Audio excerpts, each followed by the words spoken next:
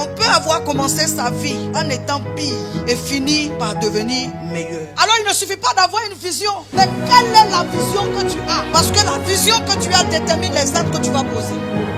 La vision, mon frère, c'est un but à atteindre. Tu vis pour atteindre ce but-là. C'est ce qui motive ton existence sur terre.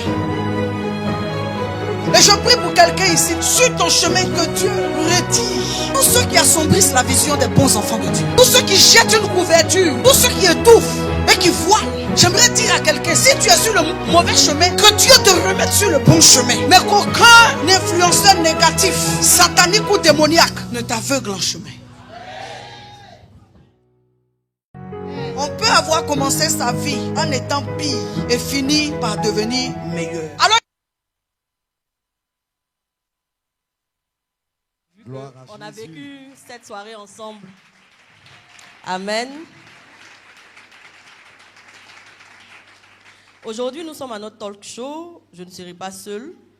Je serai avec le frère Henri Kwasi, qui m'aidera à la modération. Bonsoir Henri. Bonsoir Doria.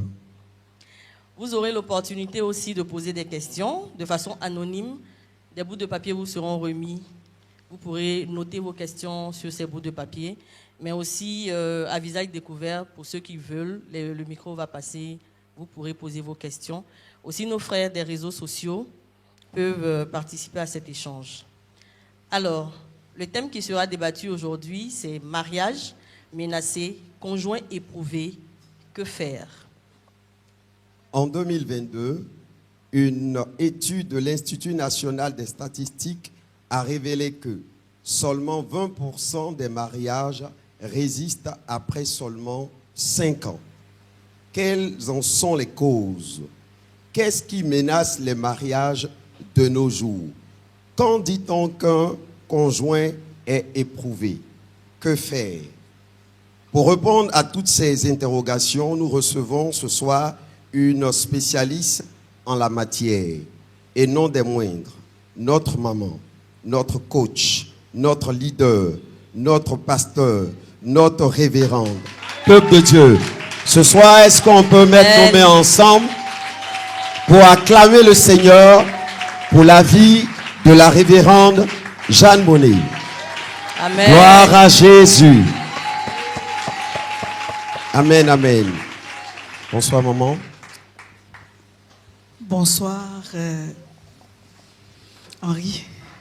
Bonsoir, Doria. Bonsoir, maman. C'est avec beaucoup de joie que je partage ce plateau avec vous ce soir. Mais bonsoir aussi à tous ceux qui nous suivent, qui sont là présents. Et bonsoir à ceux qui nous suivent aussi via les réseaux sociaux, YouTube, TikTok et Facebook. Et nous avons beaucoup de plaisir, en tout cas, à vous servir le menu de ce soir. Et le thème est un thème qui parle et qui parle fort. Mariage menacé, conjoint éprouvé, que faire? Parce que c'est une réalité. C'est une réalité. Plusieurs mariages sont menacés. Menacés de quoi? Menacés de divorce. Menacés de quoi? Menacés de séparation. Menacés de quoi? Menacés de vivre le reste du temps, même étant toujours mariés, mais avec une espèce d'asphyxie au plan sentimental. Alors le thème a été pensé. Ce n'est pas un thème suggéré par notre auditoire. C'est un thème inspiré par Dieu. C'est un thème que nous avons pris le temps d'aménager pour répondre aux défis de ce temps. Nous pouvons voir plusieurs couples qui sont encore mariés, mais la scission est profonde. La déchirure est profonde. Nous pouvons voir plusieurs couples qui sont en très bonne santé,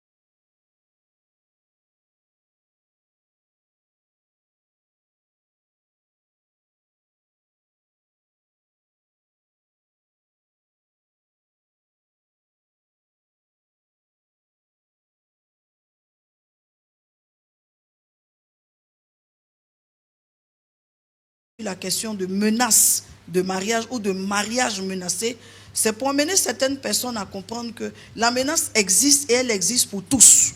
La solution d'aller, n'est-ce pas, à la réparation, la solution offensive ou défensive aussi existe. La solution aussi de céder à la pression aussi, n'est-ce pas, existe. Le choix revient à chacun des conjoints ou au couple en lui-même. Voilà ce que je peux dire d'entrée de jeu. Merci maman pour cette belle introduction. Amen. Nous allons te laisser continuer, D'accord. développer le thème et j'invite chacun de nous à écouter religieusement, à prêter attention à ce que maman va dire parce que, comme elle a dit, c'est un thème qui a été inspiré et je pense que cela est venu pour nous bénir à chaque niveau.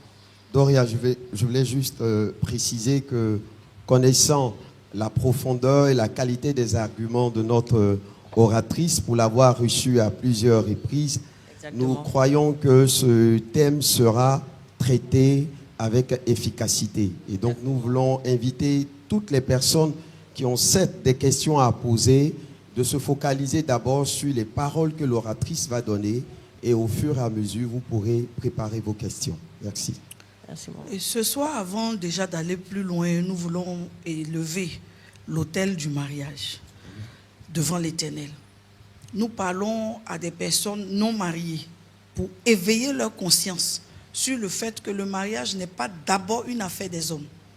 Celui qui a institué le mariage l'a fait, amen, dans la saison de la création. Il a fait toute œuvre bonne, établi un contexte, un cadre, depuis Genèse 1 jusqu'à, n'est-ce pas, Genèse 2, et laissant l'homme évoluer dans ce cadre, dans ce cadre paisible, il a estimé, selon Genèse chapitre 2, verset 18, que l'homme ne pouvait plus évoluer seul. Vu le confort, le cadre, l'harmonie dans laquelle l'homme était établi, il était bien, ou sinon bienséant, que maintenant l'homme puisse entrer, n'est-ce pas, dans le mariage. Pour dire déjà que c'est très important de comprendre, celui qui est l'initiateur même du mariage, il a fait intervenir le mariage à quelle période? Est-ce que c'est au moment où il n'y avait pas de lumière que le mariage a intervenu? Non. Au moment de la création, la lumière est venue en premier. Les ténèbres remplissaient la surface de la terre et il dit que la lumière soit la lumière est venue. Donc il y a un contexte dans lequel il ne faut pas envisager le mariage. Quand vous-même, vous ne voyez pas clair dans votre vie, ce n'est pas important ou la peine d'aller chercher quelqu'un, venir encore compléter dans votre obscurité. Il a d'abord établi, n'est-ce pas, la lumière. C'est quelque chose qui est important à comprendre. Après avoir établi la lumière, il est passé, n'est-ce pas, à la séparation du sacré d'avec le commun. Donc quelqu'un, même avant d'aller se marier, doit avoir la notion du sacré. Il a séparé les cieux, n'est-ce pas, de la terre. Les eaux d'en haut, des eaux d'en bas. Ce qui reflétait quelque part l'importance pour tous ceux qui allaient venir ensuite, toute créature qui allait venir ensuite, de se souvenir qu'il existe des normes qui nous dépassent. Si quelqu'un n'a pas la crainte de Dieu qui s'en va se marier, mais il y a une confusion dans son esprit. Séparer les cieux ou les eaux d'en haut des eaux d'en bas, séparer, n'est-ce pas, la voûte céleste de la terre, c'est simplement dire, sur la terre, c'est ce qui est commun. C'est ce qui est des humains, c'est ce qui est des créatures. Mais là-haut, c'est ce qui est du Créateur. Et quand quelqu'un ne sait pas mettre dans son esprit que là-haut, c'est ce qui est du Créateur et qu'il y a un Créateur, à quoi s'attendre de sa part? Le mariage n'est pas d'abord l'affaire des hommes. Les hommes profitent du mariage. Les hommes bénéficient d'une structure que Dieu a établie.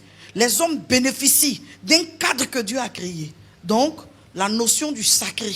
Ensuite sont venus tout ce qu'on peut appeler comme confort. Il a établi le règne, n'est-ce pas, après règne minéral, le règne animal et tout ce qu'il y a comme jardin, confort et tout. Et par la suite, il y a placé l'homme. Ayant placé l'homme, il y a ajouté donc la femme. Donc tout homme doit savoir que pour sa paix personnelle, il doit y avoir une clarté, une visibilité concernant son orientation de vie, ses choix. Moi-même, en tant que personne, homme, je me marie, mais quelle est ma conception du mariage? Je vois la vie comment? Comment est-ce que je vois, quelle est ma vision donc de la vie de famille et toutes ces choses. Une fois que ces éléments sont bien élaborés dans l'esprit d'une personne, il va commencer à mettre en priorité la notion de Dieu dans sa vie. Une fois que le sacré a été établi et que le commun a été aussi établi, cet homme va chercher, n'est-ce pas, son aisance.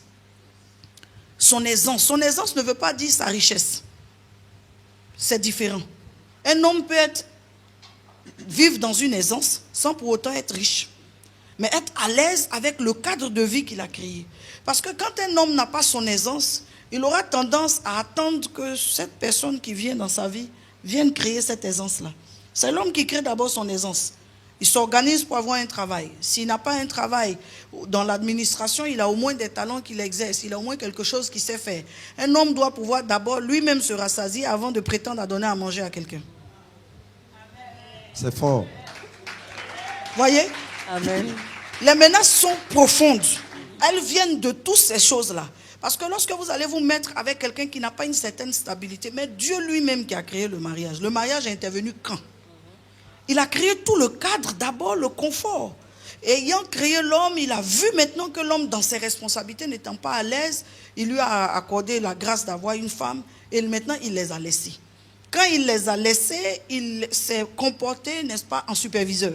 Il venait de temps en temps échanger avec eux, s'assurer que le cadre dans lequel ils évoluent était sécurisé et tout. Et l'homme, Adam, connaissait son Dieu. Il parlait avec son Dieu. Donc Adam avait une relation avec Dieu. Regardez, un mariage où c'est Dieu lui-même qui a été le maire, c'est Dieu qui a été le pasteur pour consacrer le mariage. Un mariage où c'est Dieu qui les a présentés, c'est Dieu qui les a mis ensemble, ce mariage-là a été défié. Amen. Question. Maintenant, on parle de mariage où c'est des gens qui se sont rencontrés à des cérémonies, où des gens se sont rencontrés, où quelqu'un a présenté quelqu'un. Dieu lui-même qui est l'initiateur, il a créé tout le cadre.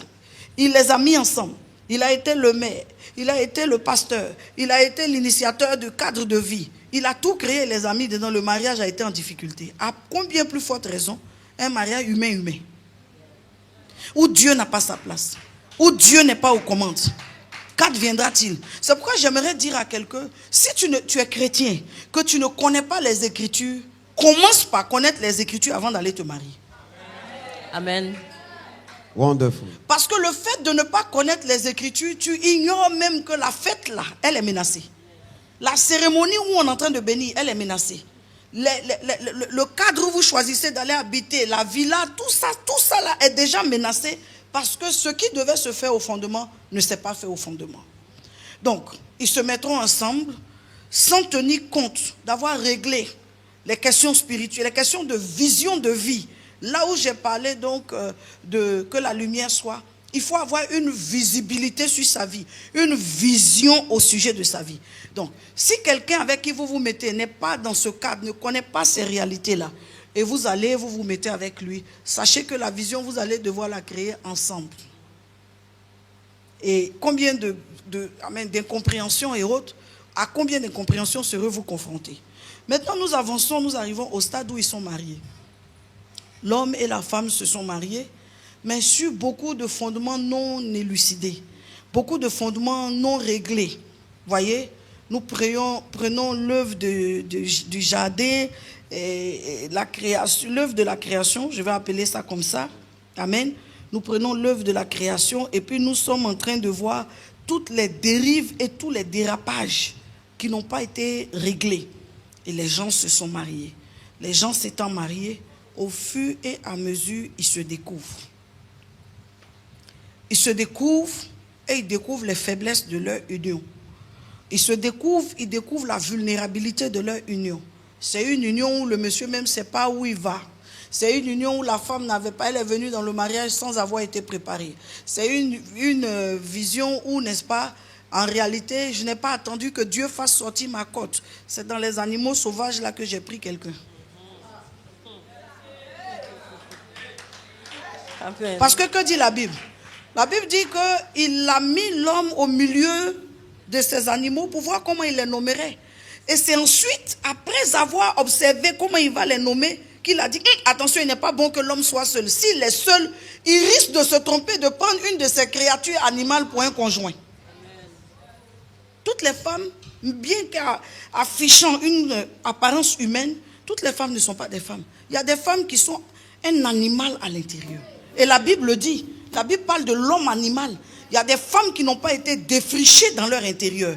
Il y a des femmes qui ont, n'est-ce pas, en elles, un instinct animal. Qui est l'animal? L'animal est celui qui se défend même de son protecteur et de son bienfaiteur. L'animal est celui qui est capable d'agresser même quelqu'un qui ne lui a rien fait. Qui est l'animal? L'animal est quelqu'un qui doit une créature qui doit se battre pour manger, qui dort et qui se réveille, qui n'a aucune espèce d'assurance ni de stabilité. Mais l'animal est dangereux. Même les fourmis, qui ne sont que des insectes, sont dangereuses. Mettez des fourmis dans un endroit. Même, n'est-ce pas, des rats, des souris, qui ne sont que de petits êtres, qui fuient quand ils voient un homme, présentent un certain danger.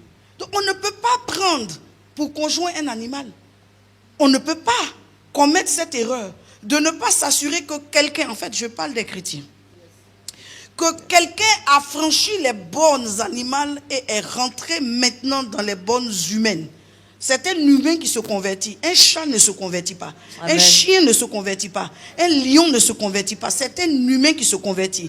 Donc si quelqu'un n'a pas franchi les bornes animales pour devenir un humain, il ne peut pas se convertir. Tant que quelqu'un est encore esclave, n'est-ce pas, de l'instinct animal, il ne peut pas se convertir. La Bible dit qu'il nous a tirés des ténèbres et nous a amenés à son admirable lumière. Il faut prendre conscience que ce caractère ne peut pas m'aider. Cette façon de me défendre à toi et à travers, de me justifier n'importe comment ne peut pas m'aider. Il faut prendre conscience de ça pour aspirer à basculer dans son côté humain. L'humain c'est qui? L'humain c'est quelqu'un à qui on parle, il comprend. Amen. Gloire à Jésus. C'est fort. L'humain c'est qui? L'humain c'est, amen, c'est la créature parmi toutes les créatures pour laquelle Dieu le Père a envoyé son Fils. Jésus n'est pas venu pour sauver les chats. Jésus n'est pas venu pour sauver les dauphins. Jésus est venu pour sauver les hommes. Et tant que quelqu'un ne s'est pas tenu dans son humanité, il ne s'est pas arrêté dans ses bottes d'humain, il est inconvertible. Amen. Amen, amen, amen, amen, amen. Alors maintenant, quand quelqu'un devient humain, c'est-à-dire c'est quelqu'un à qui on peut parler et qui va comprendre. L'humain a un cœur qui fonctionne de quelle manière? L'humain a un cœur qui fonctionne avec une volonté. Je veux que ça change. C'est l'humain qui peut dire ça. L'humain peut dire, je veux qu'on arrange. Un animal ne peut pas dire, je veux qu'on arrange. Les animaux se battent. Moi, je passe beaucoup de temps à regarder des documentaires animaliers. Je ne regarde pas de film en tant que tel, sauf quand j'ai vraiment besoin de faire de souffler. Je suis passionné de tout ce qui est documentaire, parce que ça parle. Ils vont se battre juste pour une question de territoire, où un animal peut aller là-bas, l'autre va venir. Voilà toute la savane là, mais ils vont se battre. Voyez? Et quand dans un couple, il y a cet instinct animal, il y aura ces guerres qui n'ont pas de sens. Quelque chose pour lequel on peut s'asseoir pour parler, ça doit être palable. Quelque chose qu'on peut s'asseoir pour arranger, ça doit être palable. Quelque chose qu'on peut s'asseoir pour discuter, ça doit être palable. Quelque chose qu'on peut s'asseoir et puis quelqu'un s'excuse, ça doit être palable. Quelque chose qu'on peut s'asseoir, tout est... C'est-à-dire, c'est comme le lion qui rugit, il voit une menace dans tout. Or, plusieurs se sont mariés sur cette base informelle, prétendant qu'ils sont chrétiens, soit parce qu'ils se sont rencontrés à l'église, ou parce que l'un a dit je prie là, et l'autre a dit je prie là. Ils se sont dit qu'ils sont chrétiens, les pasteurs se sont rencontrés. Écoutez-moi très bien, ce ne sont pas vos pasteurs qui vont vivre vos vies. Amen. Vos pasteurs vont célébrer votre union, mais ce ne sont pas eux qui vont vivre votre vie. Ils n'ont pas la responsabilité de décider si ça vous convient ou ça ne vous convient pas. Ceux qui décident que le mariage là va les arranger là, c'est d'abord les conjoints. Vos pasteurs ne vivront pas votre vie à votre place. Non, le pasteur a approuvé. Le pasteur peut approuver parce que vous insistez. Le pasteur peut approuver parce que vous affichez une apparence de gens matures. Mais ce n'est pas la responsabilité du pasteur, n'est-ce pas, de décider de si vous êtes prêt ou si vous n'êtes pas prêt. Le pasteur peut conseiller. Donc nous sommes arrivés à ce stade de faire la scission entre l'instinct animal et l'instinct humain. L'instinct humain a de la sensibilité, j'ai parlé de volonté, j'ai parlé de compréhension. Quelqu'un à qui on parle, qui ne comprend pas, il faut savoir qu'il y a un problème là. Le problème est là, il est mental, mais il vient de là. Chez nous, les chrétiens, la compréhension est un canal du cœur. On appelle ça, n'est-ce pas, la dimension de la raison. Quand quelqu'un, sa raison n'est pas convertie, tu parles, il n'écoute pas. Tu parles, il ne comprend pas. Tu dois savoir déjà que c'est une grâce que Dieu suscite quelqu'un pour te parler. Des gens d'expérience, des gens, n'est-ce pas, plus matures que toi, des gens plus sachants que toi. Alors nous nous retrouvons dans un cadre où, voici, le mariage même à la base a été faussé. Quelqu'un me posera la question de savoir dans quel contexte on parle de mariage menacé. Les mariages menacés ont 3 causes. Premièrement, la cause interne, c'est propre aux conjoints eux-mêmes. Deuxièmement, la cause externe, les amis, l'environnement, les parents. Donc tout ce qui est extérieur, qui influence la vie de couple. Troisièmement, les causes spirituelles. Le mariage n'est pas menacé dans un autre cadre. C'est les 3 cadres-là. Soit c'est un problème spirituel, soit c'est un problème externe. Ça veut dire qu'ils n'ont pas su canaliser les limites de l'extérieur, l'influence de l'extérieur, où s'arrête l'influence des amis, des parents, jusqu'où, n'est-ce pas, quelqu'un ne peut pas venir interférer dans ce qui se passe entre nous. Soit ils n'ont pas vu ça, ou alors c'est purement interne, c'est-à-dire les conjoints eux-mêmes ont un problème de caractère, ils ont un problème de mentalité, ils ont un problème, n'est-ce pas, de vie à deux. Donc, on parlera de mariage menacé dès lors que quelqu'un étant en union n'est plus en train de se sentir en sécurité dans cette union. Le mariage menacé, ce n'est pas quand quelqu'un parle de divorce. Hein. Là, le divorce, là, ça c'est à la fin.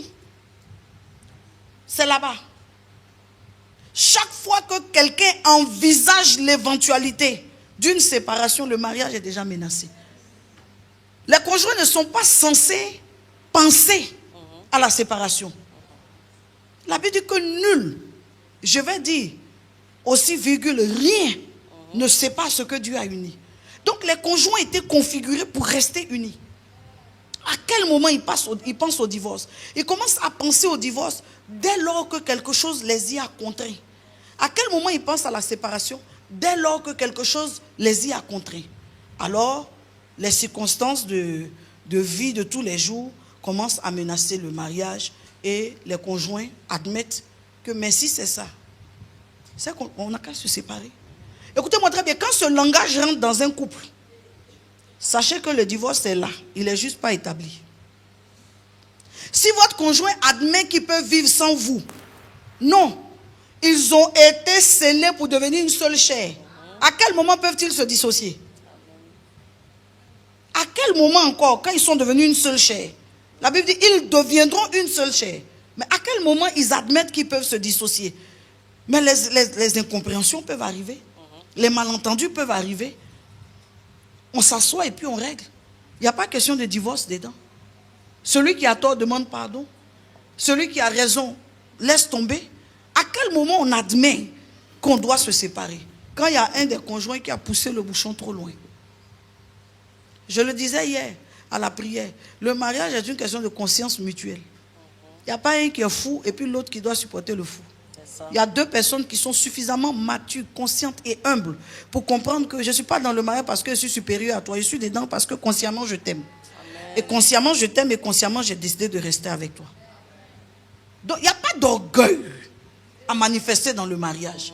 Si vos genoux vous font mal, ne vous mariez pas. Le genou parle de l'humilité. Le genou parle de la capacité à fléchir. Si vous n'avez pas de capacité à fléchir, ne vous mariez pas. Parce que le genou là, on va dans le mariage avec. C'est-à-dire l'humilité, le pardon, l'aptitude à demander pardon. On va dans le mariage avec. On ne va pas dans le mariage pour laisser ses genoux dehors. À quel moment parle-t-on de mariage menacé? Quand l'un des conjoints est insensible aux alertes de l'autre. Mais est-ce que vous savez que quand quelqu'un est en train de dire « je n'aime pas ce qui se passe, je ne supporte pas », est-ce que vous savez que quelque part, il admet dans son esprit, inconsciemment ou consciemment, la porte de sortie? Logiquement, si nous sommes des conjoints matures, quand l'un des conjoints commence par dire « je n'aime pas », l'autre des conjoints sent la menace venir. On n'attend pas que quelqu'un nous fasse asseoir pour dire « je veux me séparer » pour comprendre qu'on est allé trop loin. Je n'aime pas. On n'a pas été fait ensemble pour que tu me fasses vivre ce que je n'aime pas. Au contraire, on s'est mis ensemble pour que tu me fasses vivre ce que j'aime. Tu dois me faire vivre la paix. Tu dois me faire vivre le bonheur que je ne peux même pas trouver dehors. C'est auprès de toi que je suis censé trouver mon calme. C'est auprès de toi que je suis censé, n'est-ce pas, me sentir en sécurité. Comment se fait-il que c'est auprès de toi que je n'aime pas? Amen. Non, vous pouvez bien acclamer. Vous pouvez bien acclamer.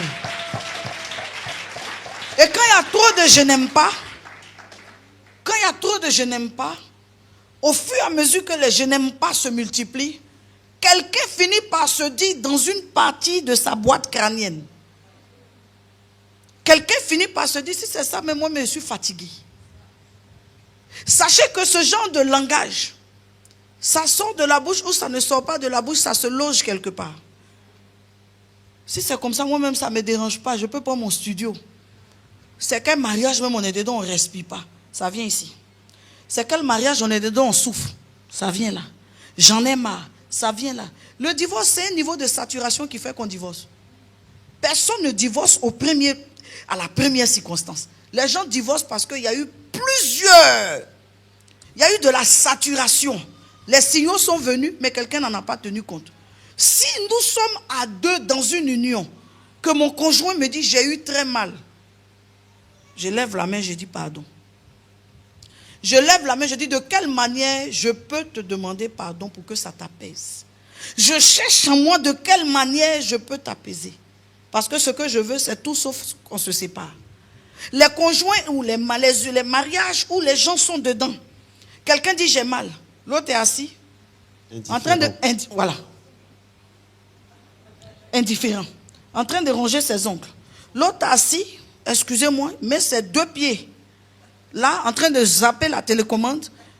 Dans la foutaise la plus totale. Insensible. Dans l'insensibilité la plus totale.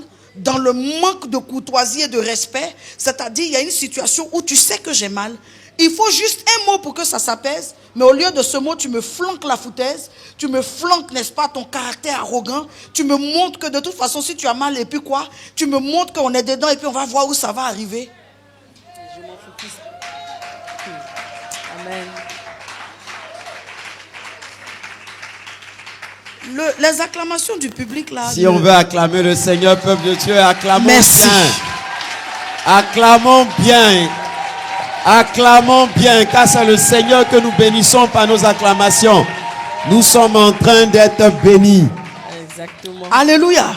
Amen. Donc je suis dedans. Et en tant que conjoint, je m'en fous. Et il faut dire les mots comme ils se présentent. Je m'en fous de ce que tu vis. Je m'en fous de ce que tu ressens. Je vois visiblement que cette situation ou une parole ou un acte que j'ai posé te fait souffrir. Mais un humain, il y a une dimension, un humain chrétien, il y a une dimension de compassion en nous. Tout chrétien a la compassion de Christ. Même quelque chose qu'on ne t'a pas fait à toi, pour lequel tu vois quelqu'un souffrir, la compassion de Christ fait que tu voles à son secours pour l'aider. Tu te sens concerné. Mais comment on peut être dans un couple où ce n'est pas quelqu'un qui te fait souffrir? Pourquoi je dois venir te soutenir? C'est moi-même qui te fais souffrir et je suis insensible. Où est passée la dimension de ma compassion? Où est passée la dimension de la miséricorde que Christ est censé avoir déposée en moi? Il n'est pas converti. La miséricorde n'est pas que divine. Il y a une miséricorde, une dimension de la miséricorde qui est humaine. La compassion n'est pas que christique. Il y a une dimension de la compassion qu'on appelle la pitié, qu'on appelle j'ai souffert de le voir souffrir. J'ai eu mal de le voir, n'est-ce pas? Tu ne peux pas voir ton conjoint insomniaque. Tu ne peux pas voir ton conjoint affligé. Tu ne peux pas voir ton conjoint qui est abattu. Tu ne peux pas voir ton conjoint, n'est-ce pas, qui souffre. Et puis, quel que soit ce qui t'anime, en toi ne naîtra pas cette dimension de la compassion pour aller voir, pour dire, si c'est à cause de la parole d'hier que tu es dans cet état, je te demande pardon. Seulement ça. Seulement ça. J'ai parlé sous l'effet de la colère. Je ne devais pas aller jusqu'à ce point parce que je vois comment ça t'affecte. Parce que finalement, le concours, il est sur quoi? Il est sur révéler Christ ou révéler notre capacité de rancune. La force, elle est sur quoi? elle est su révéler, n'est-ce pas, à quel point nous sommes convertis et que notre conversion influence notre mariage, ou bien elle est su le fait de montrer à quel point notre caractère est resté le même. On n'a pas grandi. Finalement, l'histoire tourne autour de quoi? Autour de tu as épousé une femme chrétienne, j'ai épousé un homme chrétien. Ou bien l'histoire tourne autour de j'ai épousé, n'est-ce pas, un homme du monde et tu as épousé une femme du monde. Un cœur de pierre. Un cœur de pierre. Un cœur de pierre. La sensibilité fait partie des bagages qu'on met dans sa valise pour aller au mariage. Amen. On peut acclamer le Seigneur, peuple de Dieu. La sensibilité. Un bagage qu'on apporte dans le mariage. C'est la sensibilité là qui fait que on laisse. C'est ça. C'est la sensibilité là qui fait que le pardon de quelqu'un nous dit quelque chose. C'est la sensibilité là qui fait qu'on se dit ça va aller. C'est la sensibilité là qui fait que les jours qui viennent sont des jours meilleurs. Amen. Si quelqu'un n'a pas de sensibilité, c'est pas la peine de vous marier avec lui. Parce que dans le couple, l'erreur viendra. Quelqu'un va fauter. Quelqu'un va mal faire. Quelqu'un peut même mal parler. Mais on admet que je peux mal parler, mais je vais réparer. Ça peut arriver que j'ai mal parlé, mais si je réalise, je dois réparer. Mais s'il n'y a pas de réparation, de qui la Bible parle quand on parle du réparateur de brèche? Il parle de Jésus, mais Christ habite en nous. L'Esprit de Dieu habite en nous. La dimension de réparation de brèche, elle est en nous. Cette capacité de réparer des situations, elle est en nous. Cette capacité de rattraper des situations, elle est en nous. Si on est marié à quelqu'un qui n'est pas capable de fléchir genoux, qui n'est pas capable de demander pardon, qui n'est pas capable de dire asseyons-nous, qui n'est pas capable d'écouter, alors on est marié pourquoi? Donc le mariage est menacé devant l'insensibilité, devant l'indifférence, devant, voilà, sinon les erreurs, ce qui menace, dès que quelque chose vit, la chose va subir des menaces. C'est ça. Mais, bien que la chose vive, il doit avoir une capacité à réagir face à la menace. Je veux m'arrêter, en tout cas, pour les menaces là, ici déjà. Je ne sais pas si j'ai touché. Maman, je pense que tu as plus que touché. Je pense que nos acclamations sont des signes d'encouragement, d'action de grâce à l'Éternel pour la qualité de ce que nous recevons, parce que ce sont des informations, des paroles qu'on n'entend pas de manière ordinaire. Coach, que Dieu vous bénisse. Amen. Amen. Écoutez, je vais ajouter 2 versets à ça et puis vous donner le micro. D'accord. La Bible dit, la crainte de l'Éternel enseigne la sagesse. Ne vous mettez pas en couple avec quelqu'un qui ne craint pas Dieu. Quelqu'un qui ne craint pas Dieu ne peut pas te respecter toi. C'est ça qui est vrai. C'est très juste. La crainte de Dieu, la Bible dit, enseigne la sagesse. Je voulais faire ça, mais parce que je crains Dieu, je vais me calmer. Je voulais aller jusqu'à ce niveau, mais la crainte de Dieu m'a fait comprendre qu'il faut qu'il soit sage. Je vais me calmer. Ensuite, la Bible dit, l'humilité précède la gloire. Amen. Et l'orgueil attire la chute. Tout couple dans lequel l'orgueil est le sentiment majeur qui règne ne va pas faire long feu.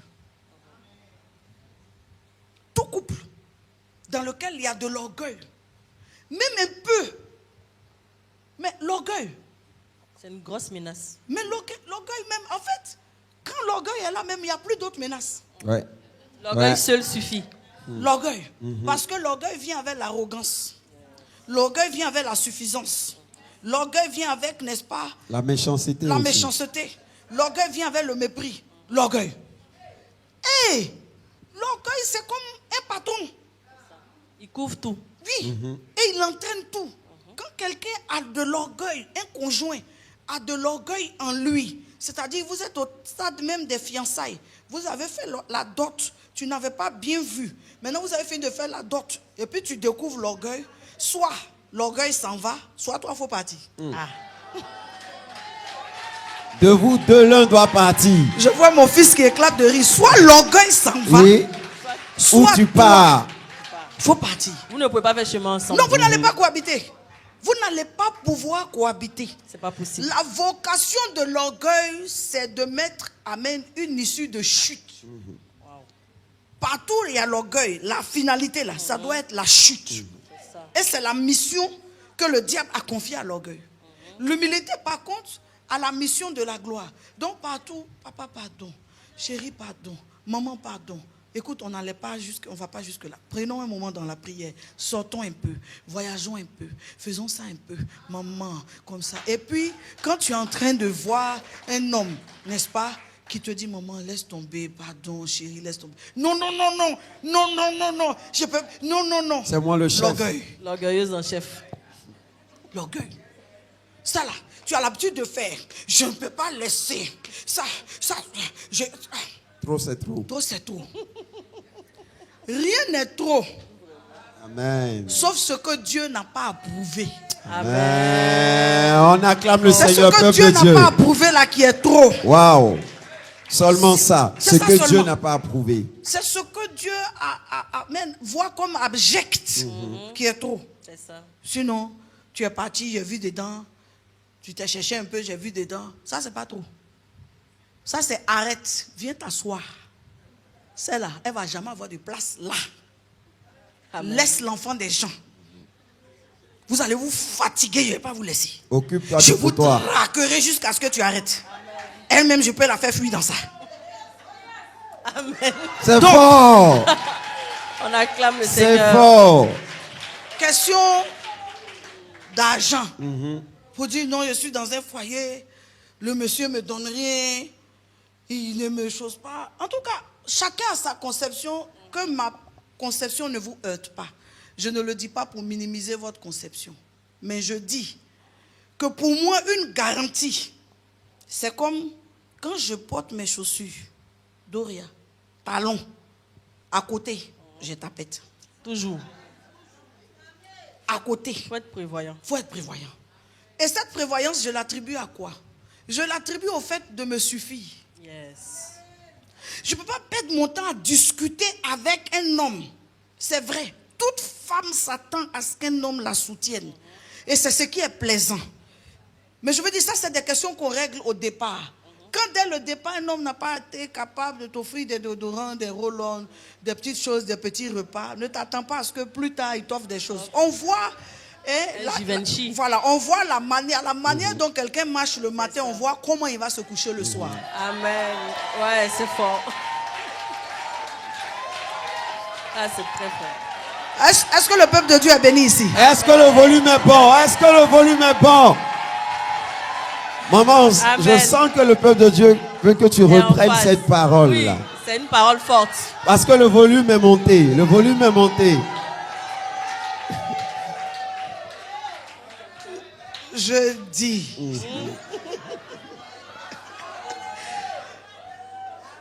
Les bêtés auraient dit aîné. Et les amis, amen, auraient dit mais moi yo. À la manière dont quelqu'un marche le matin, tu prévois comment il va se coucher le soir. Amen. C'est fort. C'est tôt que quelqu'un de sage regarde un conjoint se comporter et sait. Même un cadeau qu'on fait par effort, on le sent. Quand quelqu'un est naturellement bon, tu le sens. Quand quelqu'un est naturellement, n'est-ce pas, simple, tu le sens. Quand quelqu'un maquille, tu le sens. Quelqu'un ne peut pas arriver après 4 ans, 5 ans et dire « j'ai découvert ». Non, il y a toujours des signes, tu n'as pas fait attention. Des indices. C'est pas possible. Si vous êtes d'accord avec moi, approuvez. Hein. Amen. Amen. Il y a toujours des signes. Des signes. Seulement, tu t'as dit Dieu va faire. Il y a des choses que Ça Dieu va va ne le fait pas. changer. Tu t'as dit Dieu va faire. Tu t'as dit les enseignements vont le changer. Mais les enseignements, lui-même, il ne vient pas. C'est ça. Et sachez qu'il y a des choses que Dieu ne fera pas. Dieu, il a regardé Saul des tasses. Il a aveuglé. Il lui a parlé. Il lui a fait recouvrir la vue. Il dit, ma part est finie. Va dans la ville, on te dira. On c'était qui? Ananias. Mais Dieu ne pouvait-il pas dire en même temps à Saul des tasses? Parce qu'il y a des pouvoirs que Dieu a donnés à l'humain. Mais si nous n'utilisons pas ces pouvoirs, qui va utiliser? Donc Dieu arrivé à la fin de sa participation, il arrête. Si vous vous êtes choisi, changez-vous comme ça. Vous allez vous débrouiller pour vous pousser au changement. Non, comment? Moi, je ne comprends pas. Il a donné ma vie à Jésus. Regarde dans quoi je me retrouve. C'est Jésus qui a choisi pour toi. Non. Quand tu cherchais une tablette de chocolat, c'était Jésus. Quand tu voulais pain frais, Pain croustillant. quand tu voulais pain croustillant, c'est Jésus qui a choisi. C'est pas Jésus qui a choisi, c'est toi Elle a la boulangerie. qui allais à la boulangerie, qui a touché le pain et qui a trouvé que ça c'est Godio. Tu préfères ce qui est frais. Je préfère un Godio qu'on va mettre dans l'eau, qui va se laisser manipuler, qu'un pain frais. Je n'ai pas encore pris ça, c'est casse-casse dans ma main. Est-ce que tu vois ça? Est-ce que tu vois ça? Acclame le Seigneur. Je n'ai pas encore mangé le pain, ça s'effrite dans ma main. Tout le pain se Est casse. en train de finir. Ça se casse-couille dans ma main. Alors que le Godio est là, À sa place. à sa place. Le pain ne bouge pas. Le Godio est là. Il attend juste l'eau Et le pour se sucre. ramollir. Quand vous allez chercher vos pains à la boulangerie, faites attention au pain que vous prenez. Amen. Le danger et la menace peut être dans le choix du pain. Amen. C'est fort. Gloire à Jésus. C'est fort? C'est fort. C'est fort. Est-ce que je peux pousser? Le volume est bon. poussez, Le maman. volume est bon. Alléluia. Amen fort. Alléluia. Nous voici donc au stade, n'est-ce pas, où par la grâce de Dieu, les conjoints ont faim. Ils ont fait comme s'ils ne voyaient pas. Parce qu'il faut se marier. Mais il vaut mieux arranger avant que se débattre après. Il vaut mieux. Donc, cette sensibilité, cette humilité qui précède la gloire, si elle vous caractérise, vous allez voir que vous allez sauver votre mariage. C'est facile de demander pardon. C'est facile même de faire intervenir une personne qui est respectée. Et c'est facile aussi de se dire que pour sauver mon mariage, je dois changer. Pour sauver mon mariage, je dois changer. Il y a des choses que je dois arrêter parce que visiblement, mon conjoint n'aime pas. Je ne vais pas m'obstiner à le faire pour créer chaque jour un cadre malséant ou malsain. Vous voyez, c'est plaisant quand les conjoints sont des amis. Amen. C'est plaisant quand les conjoints sont des frères. Des complices. C'est plaisant quand ils sont des complices. C'est plaisant quand, à certains moments, l'homme devient le père et sa femme se fait l'enfant. À d'autres moments, la femme devient la mère. L'homme est tellement, n'est-ce pas, sous pression que c'est sa femme qui le couvre. C'est plaisant ce genre d'union. Mais ce genre d'union, on ne vend pas ça au supermarché. On crée. Amen. Amen. Amen. Waouh. On travaille à aboutir à ce stade. On établit une confiance mutuelle. On se soutient. On prie ensemble, on se valorise. On se dit des bonnes paroles. On est vraiment en train de s'entraider. On est ensemble. On se confie. Et on ne se livre pas. Parce que si au moindre problème, Doria, une femme est capable d'exposer. Ça dit qu'il faut te dire, même quand par exemple vous partez régler un problème, vous allez en famille. C'est pas tout on dit. Il y a des choses que vous ne devez pas dire. Parce que le regard de la suite, ça sera lequel? Quand les parents ont su jusqu'à ce qu'on ne doit pas savoir, il y a une considération qu'ils ne peuvent plus donner à ton mari. Et le mari lui-même, il sait ce que tu aurais pu dire, mais que tu n'as pas dit. Ça fait que quelle que soit la teneur de la tension, il se dit, elle me protège encore. Il y a des choses que vous ne réglerez qu'à deux. Pourquoi il dit, ils deviendront un? Parce que je sais, tu sais. On sait. Ils ne savent pas. Je sais, tu sais, on sait. Ils ne savent pas. Quand ça fait trop de bruit, ça devient malsain. Donc les menaces tournent autour de ça. Quand quelqu'un va faire du lit conjugal, un royaume monarchique, on est dans le lit là. C'est quand toi tu veux qu'on a des relations. Je dois demander, et puis demander pardon. J'ai l'honneur. Et puis quand je demande pardon, tu dis bon, tu vas voir. Et puis, le jour où tu es content, tu acceptes. Et le jour où tu n'es pas content, tu n'acceptes pas. Et on est dedans. Et le jour où on va ensemble, tu fais comme ces services, tu me rends. Tu es contente maintenant. Tu es contente maintenant. Tu as eu ce que tu veux. Mais c'est dur. La sexualité, la Bible dit que le mari rende à la femme ce qu'il lui doit. Et la femme, autant à son mari, ce qu'elle lui doit. Ce n'est pas un service rendu. C'est un devoir. C'est une obligation conjugale. Donc on ne peut pas se punir sur ça. Et dès lors que vous n'êtes pas en train d'avoir une sexualité régulière, mais la menace est là. Il ne faut pas croire que quelqu'un vous a trompé parce qu'elle voulait ou parce qu'il voulait. C'est les insatisfactions là. Ce que vous expliquez, je ne peux pas admettre. Je dis, je ne peux pas admettre. Si tu vois même la fille là, si tu vois la fille là, mais la fille là accepte. Il faut jouer ton rôle. Il ne faut pas te faire, faut pas te rendre en genre, tu es trop. Regarde, sexe des femmes là. Vous qui êtes sur le direct, mettez les cœurs. Sexe des femmes, il y en a à gogo. Et toi, il y en a à gogo.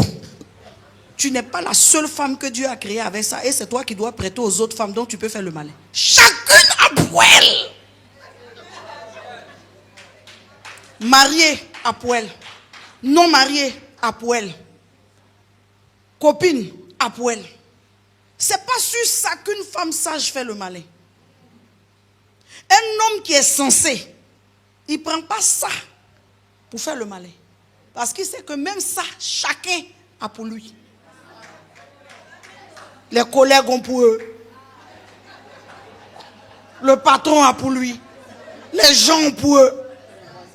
Les voisins ont pour eux. Donc la menace est là. La menace est là. La menace rôde, la menace est là. Il faut écarter ce genre de menace banale. Ayez une sexualité régulière et satisfaisante. C'est pas sur ça on demande pardon. C'est sur les contrariétés.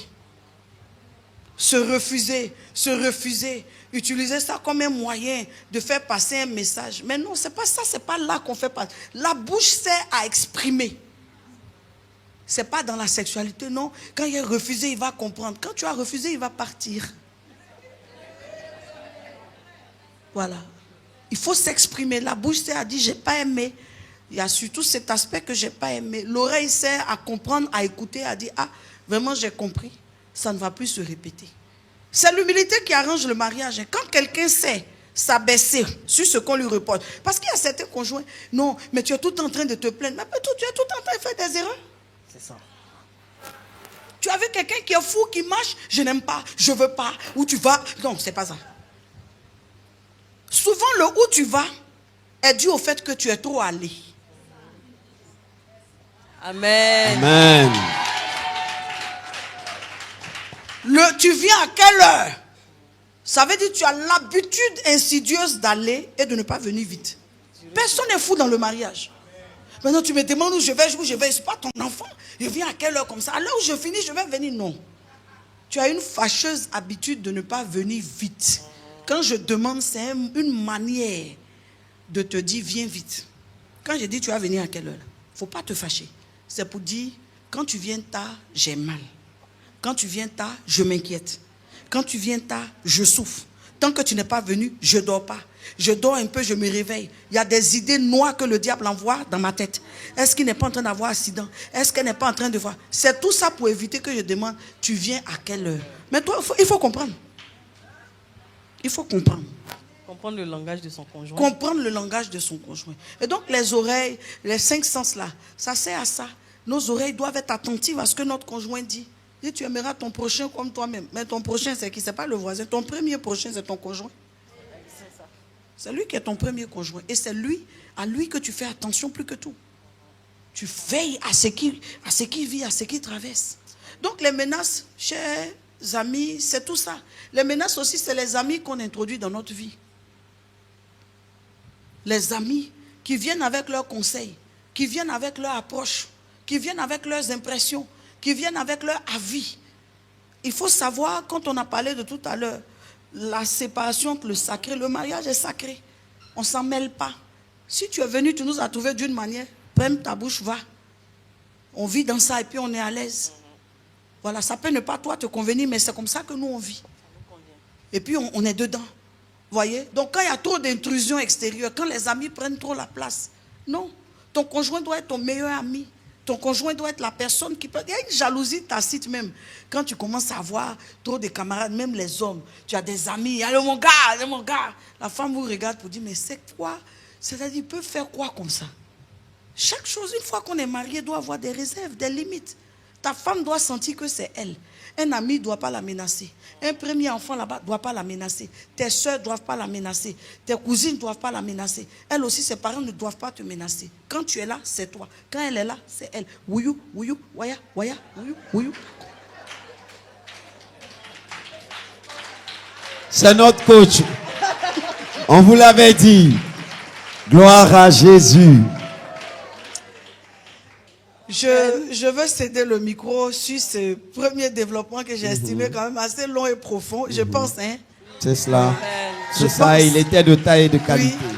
Les questions de finances aussi peuvent susciter, voilà, parce que dans le mariage, il faut partager. C'est vrai qu'on pousse la femme à être indépendante pour ne pas que le minimum la contrarie. Tu sais, quand tu as ton indépendance, tu es toujours heureuse en tant que femme, même quand tu as les moyens et que ton homme t'assiste. Mais ça ne va pas te dévaster.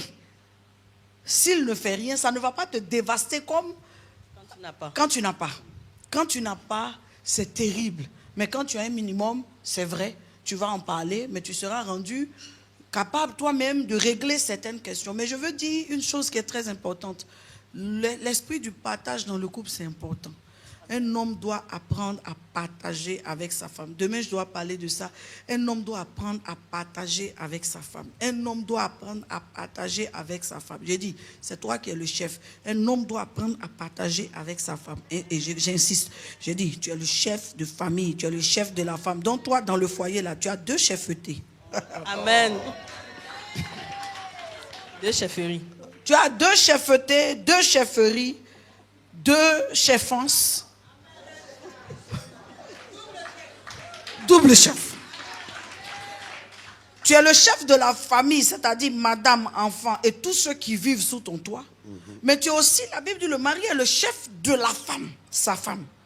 Donc toi, tu es chef à deux niveaux. Tu as deux barrettes de chef. Deux galons. Il faut partager. Un homme doit apprendre à chercher suffisamment. Quand un homme ne vit que de son salaire, le partage sera difficile parce que son salaire lui-même ne lui suffit pas.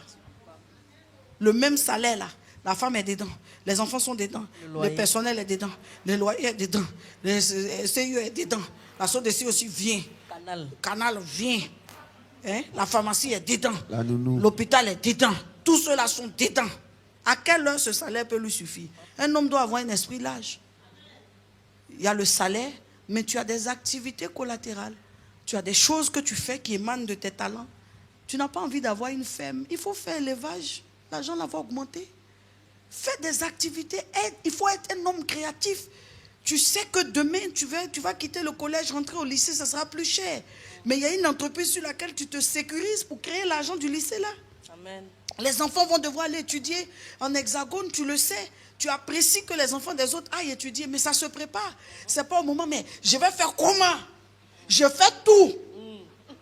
Tu fais tout, mais tu ne fais pas assez. Crée les conditions qui vont rendre ta famille heureuse. Amen. Crée les conditions. Et quand vous allez vous marier, c'est vous qui aimez les belles femmes. Vous aimez les femmes coquettes. Vous aimez les femmes qui sentent bon. Vous aimez les femmes qui ont des dessous qui coûtent cher. Vous aimez, c'est bien beau. Mais on ne ramasse pas. Pour l'argent. On ne ramasse pas. Je m'entretenais pour te gagner. Pour trouver un homme à qui je plais. J'ai eu l'homme à qui je plais. il doit m'aider à m'entretenir. C'est clair. Les questions de Acclamez bien. Un homme, vraiment, les femmes doivent, quand on arrive sur les femmes doivent s'assumer, vous êtes contents. Mais sachez que toutes les femmes aiment que leur homme les entretienne. Même quand les ministres. Même si tu as les moyens, mais que ton mari, samedi matin, en allant faire son sport, il te laisse quelque chose là, pour dire c'est pour ta coiffure.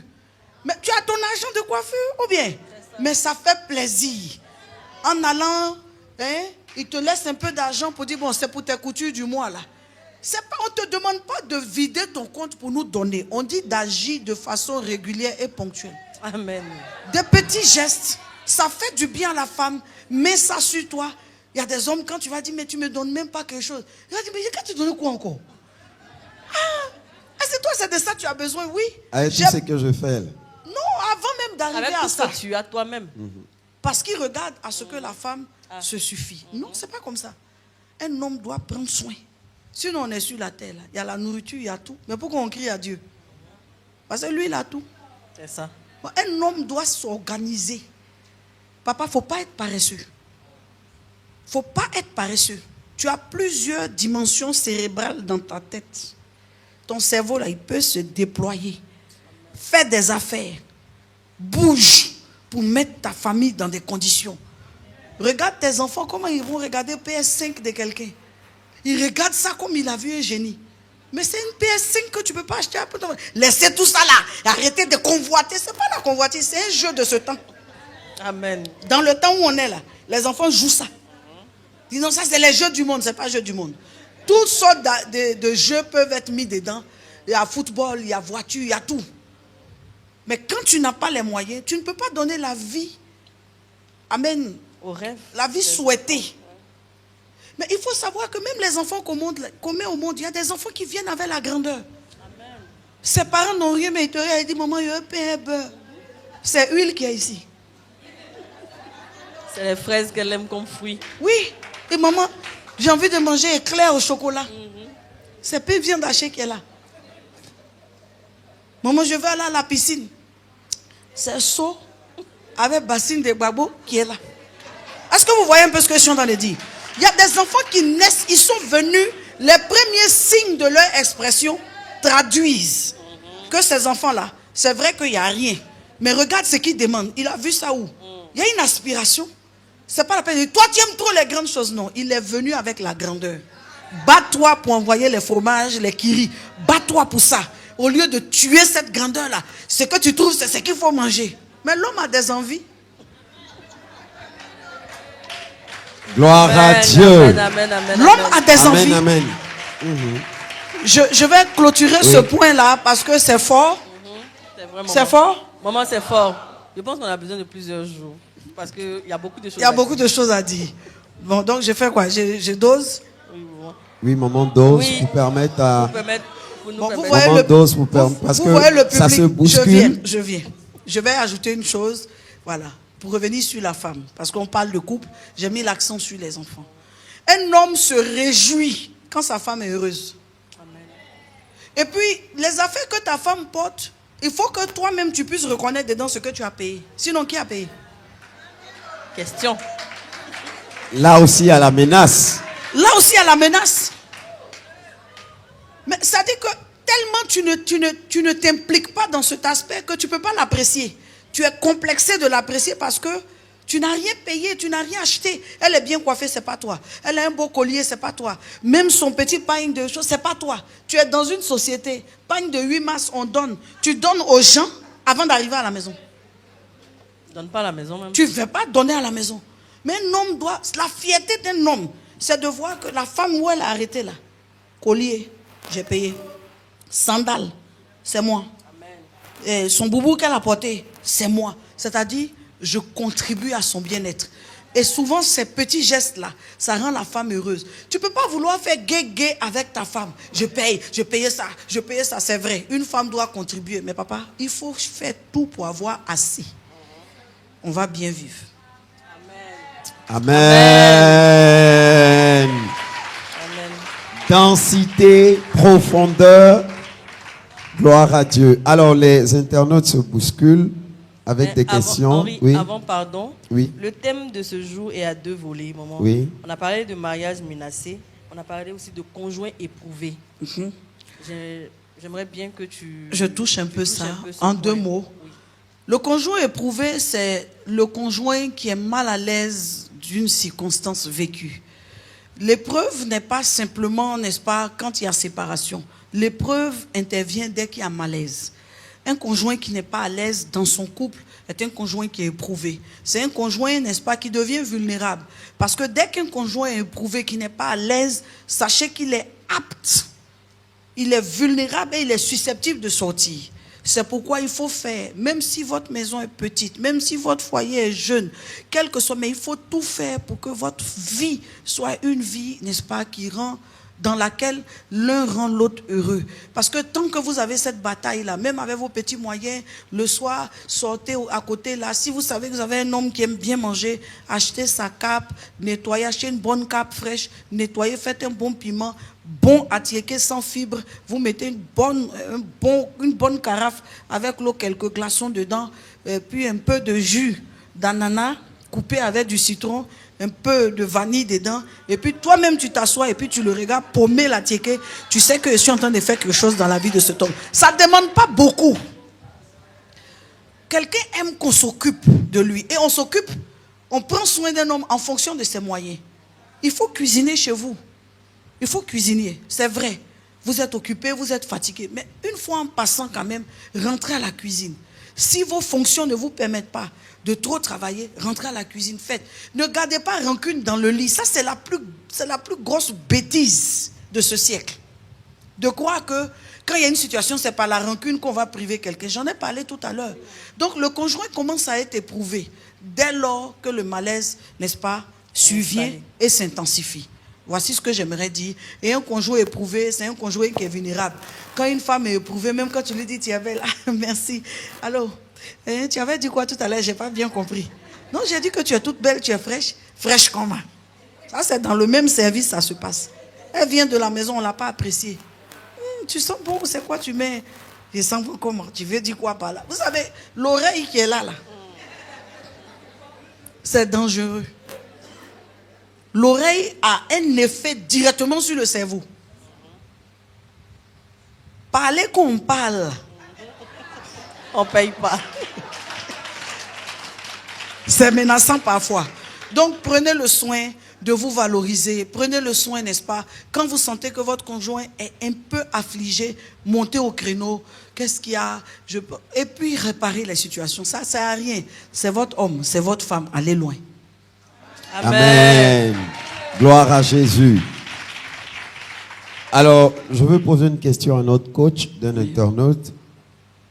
En tant qu'épouse, qu'est-ce qu'il faut faire quand l'époux décide de divorcer parce qu'il n'y a plus d'amour selon lui? Très bien, là nous sommes en train d'aller vers les solutions. Vous savez, l'amour s'exprime. L'amour se montre et se démontre. Quand quelqu'un dit il n'y a plus d'amour, de façon générale, lui ne ressent plus rien. Il n'a pas dit vous. C'est lui qui ne ressent plus rien. Il dit il n'y a plus d'amour. Ça veut dire je ne sens plus, n'est-ce pas, le battement que j'avais pour toi. Je ne t'aime plus. Je ne retrouve plus en moi. Mais ça, c'est l'accumulation de plusieurs blessures et frustrations qui amènent quelqu'un à dire il n'y a plus d'amour. Sinon, l'amour ne va pas comme ça. De façon générale, on est porté à quoi? C'est une thèse que je développe. J'aime bien aller jusqu'au bout de mes enseignements avant de commencer à en parler, mais je veux ouvrir une brèche. Personnellement, je crois que l'amour ne meurt pas. Je crois que l'amour ne meurt pas. N'est-ce pas? Il s'amenuise, mais il ne meurt pas. Parce que la même personne qui dit qu'elle n'est pas aimée ou qu'elle n'aime plus, si vous changez vos dispositions avec l'aide de Dieu, cette personne et vous, ça peut reprendre. Comment des gens se sont laissés et puis se sont repris? Tout simplement parce que l'amour n'était pas fini. Ça a baissé, mais ce n'est pas fini. À quel moment on croit que l'amour est fini? On croit que l'amour est fini quand quelqu'un a été capable capable de nous faire ressentir et vivre ce que notre conjoint aurait dû nous faire ressentir et vivre. Quand on s'est habitué à l'amour venant d'une autre personne, on se dit, il n'y a plus rien de similaire. Alors que les personnes qu'on rencontre après, ce sont des personnes qui profitent d'une situation. Elles vous rencontrent dans un état de faiblesse. De façon générale, la sensibilité fait que vous parlez, je ne suis pas heureux, j'ai beaucoup eu de coups, cette femme-là ne sait pas me prendre, cette femme ne sait pas, regarde ce que tu me fais, ces attentions-là, on ne m'a jamais fait ça, on ne m'a jamais pris comme ça, elle me rudoie, donc la personne est en train d'enregistrer au fur et à mesure, n'est-ce pas, les codes pour vous prendre. C'est quelqu'un même qui se livre, hein. Voilà, il dit, regarde, comme ci, comme ça, elle se refuse à moi, comme si, bon, on a une sexualité fade, elle a des vieux dessous, elle a, voilà. Donc, l'autre est en train d'entendre. Et l'autre se prépare pour vous reconquérir. Vous reconquérir vient effacer les traces. Parce que la mission devient de faire dans votre vie ce qui vous manque. Et dès lors que quelqu'un, n'est-ce pas, se sent comblé par quelqu'un d'autre qui lui fait vivre ce que son conjoint aurait dû lui faire vivre, implicitement naît dans son esprit, mais je fais quoi avec elle? Dit non, elle va changer du nom. C'est pas la peine. C'est pas la peine. Ce qu'on me fait là, je me sens respecté, je me sens aimé, on n'a qu'à rester comme ça. C'est pourquoi il ne faut pas pousser le bouchon loin. Souvent, on a l'impression, les hommes, les femmes, c'est de part et d'autre, on a l'impression que c'est un acquis, on a l'impression que, bon, ben, il n'y a pas possibilité d'aller, de se séparer et autres. Elle va aller où? L'église, elle est responsable, le pasteur nous connaît. Mais il y a un niveau de saturation là, ça ne regarde plus ça. Hein? Ses parents, son papa n'est pas favorable au divorce, dans sa famille on ne divorce pas. Il y a un niveau où quelqu'un est prêt à aller en va-t-en-guerre. On fait pas, c'est moi qui souffre, vous ne savez pas ce que je vis. On ne va pas se parler qu'à un moment, vous allez vous rappeler que je suis votre soeur ou bien votre fille, vous allez venir. Et puis, il y a des choses, il y a des gens qui disent, non, si vous n'acceptez pas, je vais partir quelque part, vous n'allez plus me voir. Alors maintenant, les tantes qui sont âgées, là, laissez-la. Laissez-la. Parce que quand elle parle comme ça, on a une cousine quand on était jeune, elle est partie au Congo. Après, bon, jusqu'à aujourd'hui, on ne l'a plus revue. Les gens n'ont pas envie de perdre leur enfant. Surtout à cause de quelqu'un d'autre. Vous voyez? Donc, quand quelqu'un dit l'amour n'y est plus, sachez que quelqu'un d'autre lui fait vivre ce que vous auriez dû lui faire vivre. Les gens qui parlent, qui viennent dire non, mon mari veut me laisser, ma femme veut me laisser, ils ne disent pas tout. Souvent, eux-mêmes ont créé un contexte de malaise qui a atteint un niveau où quelqu'un admet que quelqu'un d'autre peut me rendre heureux. Mais c'est sûr, rendre heureux, là, tu viens dire non, tu la vois comme ça, elle est en train de quitter la maison. Elle est en train de quitter la maison, tu as fait quoi? Qu'est-ce qui s'est passé? Il faut quand même une part de remise en cause. Et puis, il faut comprendre que quand quelqu'un dit je ne supporte plus quelque chose, il faut arrêter. Mais si tu n'arrêtes pas, bon ben, va-t'en guerre. Question suivante. Ok, maman, j'ai ici deux questions qui vont un peu dans le même sens. Donc je vais Ton les poser micro, en même temps. voilà. Après des cas d'infidélité, avec preuve, comment refaire confiance à l'autre et passer à autre chose? Lorsqu'on connaît la personne avec qui le partenaire a été infidèle et que cette personne nous connaît aussi, comment parvenir à pardonner aux deux? Bon, je vais partir d'abord à la première question. Les cas d'infidélité sont de sources ou d'origines diverses. Premièrement, ça peut être des causes spirituelles, c'est-à-dire celui qui est en train d'aller dans l'infidélité a un problème spirituel. Il doit aller à la délivrance, on doit vraiment l'aider parce que ce sont des liens, ce sont des esprits, ce sont des problèmes, n'est-ce pas, qui le dépassent lui-même. Donc il est infidèle des fois pour rien. On n'a pas cherché même lui-même comme ça là. Il marche comme ça là, lui-même là. Il est infidèle, il y a ça. Je pense que l'image est tellement forte que un Africain comprend ce que notre coach est en train de démontrer comme ça. Voilà. Maintenant, il y a d'autres cas qui sont liés à des insatisfactions ou à des malaises. Parce qu'un conjoint ne sera pas infidèle, c'est-à-dire qu'il n'est pas dans le cadre d'un problème spirituel, il ne sera pas infidèle juste parce qu'il est insatisfait. Le cas d'insatisfaction est là, mais il y a aussi le cas des malaises, des problèmes d'hygiène. Des problèmes d'hygiène, c'est-à-dire que tu n'es pas en train de regarder quel état de propriété tu offres à ton conjoint. T'es dessous même que tu suspends là. Ça a viré au beige, du blanc.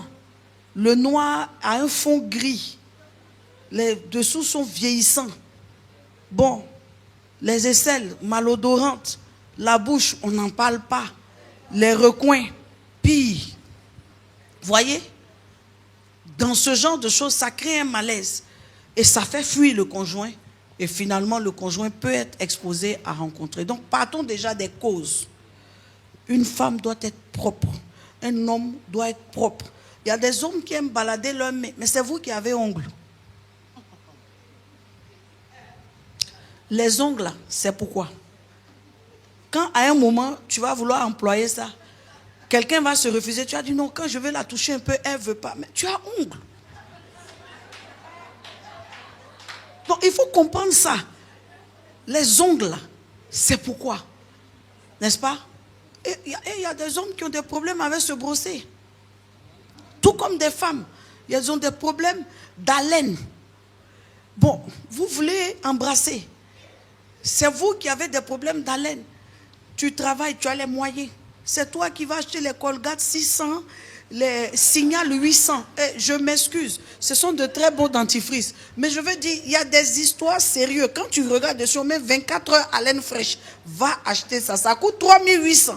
Quand tu fais, il faut savoir que la cavité, là, la bouche, là, elle ne sert pas qu'à parler. Elle dégage des odeurs.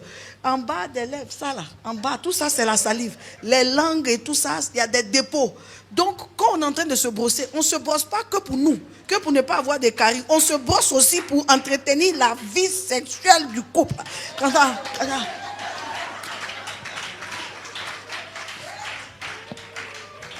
Vous acclamez 2-2. Quand je ne vais pas parler, si vous allez dire le séminaire, vous êtes venus, je n'ai rien dit. Bien. Donc, toutes ces questions-là, on ne s'en rend pas compte. Souvent, nous avons des pommades et autres qui sont malodorantes. Et viens voir la femme. Attrape-moi mon micro là. Voilà, en train de se pommader quoi. Tu te frappes, c'est-à-dire, bon, à la fin de tout ce que tu es en train de faire pour avoir un beau teint, tu ne sens pas bon. Il y a toujours un fond d'odeur un peu, ça prend la chambre, les draps deviennent marrons, tes dessous, les choses, ça devient marron. Pourquoi? À cause des hydroquinones et tout ça. Tu es dedans, ton mari même n'est pas à l'aise. Regarde tes doigts. Il y a clair, il y a noir. Il y a clair, il y a noir. Et tout ça. Tu veux qu'on sorte avec toi, mais tu as toujours les mains comme Kokobé. Parce que tu ne peux pas faire sortir tes mains comme ça. Tu peux pas Vous n'acclamez pas le Seigneur. Tu peux pas mettre tes mains comme ça. Parce que si tu mets comme ça, tous les Kokobés, et ton mari est mal à l'aise de ça. Donc, il attend que ton produit la prenne bien. En attendant, ça n'a pas encore pris bien. Ça n'a pas bien pris et il ne sort pas aussi avec toi. Pourquoi? Parce que ouyou, waya. Tu vois? Donc, toutes ces questions-là poussent à l'infidélité. Ne pas savoir parler à un homme. Parler avec agressivité, avec violence. Donc, quand on en est arrivé à ce stade où le conjoint, maintenant, est sorti, il faut avoir un minimum de remise en question. Regarde, la dimension du pardon, là. La dimension du pardon, là. Je pense, et ça n'engage que moi, elle est d'abord pour le mariage. Il ne faut pas te braquer si tu veux sauver ton mariage. Il ne faut pas avoir honte, ça là, de mettre à terre. Même si tu dois passer toute la nuit à parler, il ronfle. C'est pas grave, son subconscient entend. Ce qui s'est passé, il faut le laisser. Ce qui s'est passé, moi-même je sais, j'ai abusé. Où irais-je loin de toi? Que ferais-je sans toi? Au-delà des enfants, moi-même, là, ce n'est pas à cause des enfants, moi-même, j'ai besoin de ta vie dans ma vie.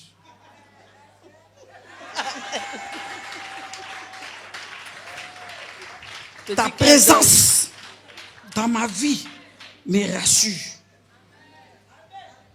Il faut le laisser. Femme, si une de tes amies te dit, si il fait tant qu'il ne vient pas vers toi, il ne faut pas être en train de t'induire en erreur. Il faut pardonner. Il faut pardonner. Maintenant, un homme doit savoir demander pardon. Si tu as fait des choses qu'on t'a attrapé, il y a le pardon qui est ta repentance vis-à-vis de Dieu. Je dois sentir que d'abord, tu as mal d'avoir offensé la parole de Dieu. Ensuite, je dois sentir que tu as mal de m'avoir offensé par les paroles. Il ne faut pas te fatiguer. Quelqu'un dit comment la confiance peut revenir. Ça prend son temps. Mais si vous vous aimez, ça revient. Vous comprenez? Mais il y a des hommes qui se fatiguent. Tu dis, mais depuis on te demande pardon, tu ne veux pas les... J'ai qu'à faire quoi? Non, il faut continuer à demander pardon. Il faut continuer à demander pardon. Ne dis pas non, je t'ai demandé pardon. J'ai appelé les tontons Jonas, ils sont venus. J'ai appelé les tantes Henriette, ils sont venus. Avant-hier, je suis allé prendre la grand-mère à Cuba. Elle est venue. Bon, j'ai qu'à faire quoi encore? Va chercher après grand-mère à Cuba, le grand-père Kwaku, il faut le faire venir. Écoutez-moi bien. La manière dont quelqu'un ressent une douleur est différente en fonction des personnes. Il y a des personnes qui prennent du temps et il faut les comprendre. Pas non, je t'ai parlé pour toi, moi je ne sais plus. On t'a parlé, je t'ai fait comprendre. Ce que tu m'as fait comprendre là, ce n'est pas encore compris. Donc tu dois trouver les mots. Sachez que quand vous avez fait une erreur, c'est à vous de payer le prix de la réparation. Tu vas venir, on te boude un peu, mais tu fais, il faut accepter. C'est vrai, c'est dur. Réparer l'hôtel de la confiance, ce n'est pas facile. Mais celui qui a fait l'erreur doit payer le prix de ça. Il doit payer le prix de ça. Regarde le psalmiste, quand tu lis les psaumes là, tu vois comment David, il demande pardon. Il demande à Dieu, ne m'abandonne pas, que serai-je? Pourquoi? Parce qu'il sait qu'il a besoin de Dieu. Donc quand tu as besoin d'un homme, lui demander pardon, tu as besoin de ta femme, tu dois être insistant. Là où elle dit comment réparer la confiance va venir. Elle va venir au fur et à mesure. Et l'homme qui a fait, le conjoint qui a fait l'erreur doit comprendre que quand tu vas venir plus tard, des fois tu n'as rien fait. Mais l'Africain, et particulièrement l'Ivoirien, dit quand un serpent t'a mordu, un ver de terre te fait peur. C'est pour dire quoi? Quelqu'un qui a eu l'habitude de mentir, de sortir, depuis puis on découvre des choses. Des fois même il s'en va là. Mais tu te demandes si quelqu'un ne l'attend pas là. N'est-ce pas? La question de fouiller les téléphones, c'est les gens même qui font qu'on fouille les téléphones. Parce que si tu n'as rien à te reprocher, tu vas voir des gens. Téléphone, on met comme ça là. Lui-même pour lui comme ça. Et puis on est là. Quand ça sonne, il va voir comme ça. Et puis il remet comme ça. Sans décrocher. À ton avis. Tu vois, on se pose des questions. Donc, il y a des attitudes que le conjoint lui-même suscite. Or, si tu veux restaurer la confiance, tu dois toi-même désarmer le téléphone là même, tu peux mettre ça comme ça. Tu as confié ça à qui? Voilà. Parce que tu n'as plus rien à te reprocher. Donc, tu le confies. Quand vous êtes en train de sortir comme ça, tu dis attrape mon téléphone. Si quelqu'un appelle, il dit décroche. Mais il y a des gens, si tu as dit que le téléphone... S'il est sous la Pourquoi douche. vous riez? Je n'ai pas fini ma phrase, vous riez. Il peut courir comme ça. Parce que son téléphone sonne. Ou bien ne décroche pas. Ne décroche pas. Il se sent menacé. Il se sent menacé. J'ai vu au passage une petite histoire là, où le monsieur est allé pour se faire opérer. Avant qu'on ne l'anesthésie, les gens lui ont dit, ne vous inquiétez pas, on a remis vos téléphones à votre femme. Il s'est levé du lit d'opération là. Il a commencé à poursuivre sa femme dans le parking de l'hôpital. Parce que la femme aussi, quand elle a vu le téléphone qu'on lui a donné, elle courait pour aller à la maison s'asseoir et puis bien ouvrir. Mais le monsieur l'a rattrapé dans la cour là. Il dit, donne les téléphones. Avec opération là, il met ça sur moi. C'est mieux avec moi qu'avec toi. Tous ces actes là, on peut éclater de rire, ça fait rire. Occasion de louper ses péchés. Voilà. Tous ces actes montrent clairement que, n'est-ce pas, il y a un problème de confiance. Maintenant, pour l'autre qui a parlé de conjoints qu'on connaît, de personnes qu'on connaît, de personnes, vous savez, les réparations de crise sont propres à chaque contexte. C'est propre à chaque contexte. Vous connaissez la personne, mais vous voulez quoi? Vous voulez sauver votre mariage ou bien vous voulez rester sur des questions de personnes? Les gens se font tout. Quoi qu'on ne se souhaite pas, que tout nous arrive. Mais il y a des gens qui cherchent leur sœur. Il y a des gens qui cherchent la sœur de leur femme. Il y a des gens qui cherchent l'ami de leur femme. Il y a des gens qui cherchent la nièce de leur femme. Il y a des gens qui vont jusqu'à faire un enfant dans la famille de leur femme. À la fin de la journée, pour la femme qui est mariée, elle veut quoi? Si elle se sent suffisamment assise dans son mariage avec son mari, ils prennent la décision de se sauver. Elle sort son mari de ça.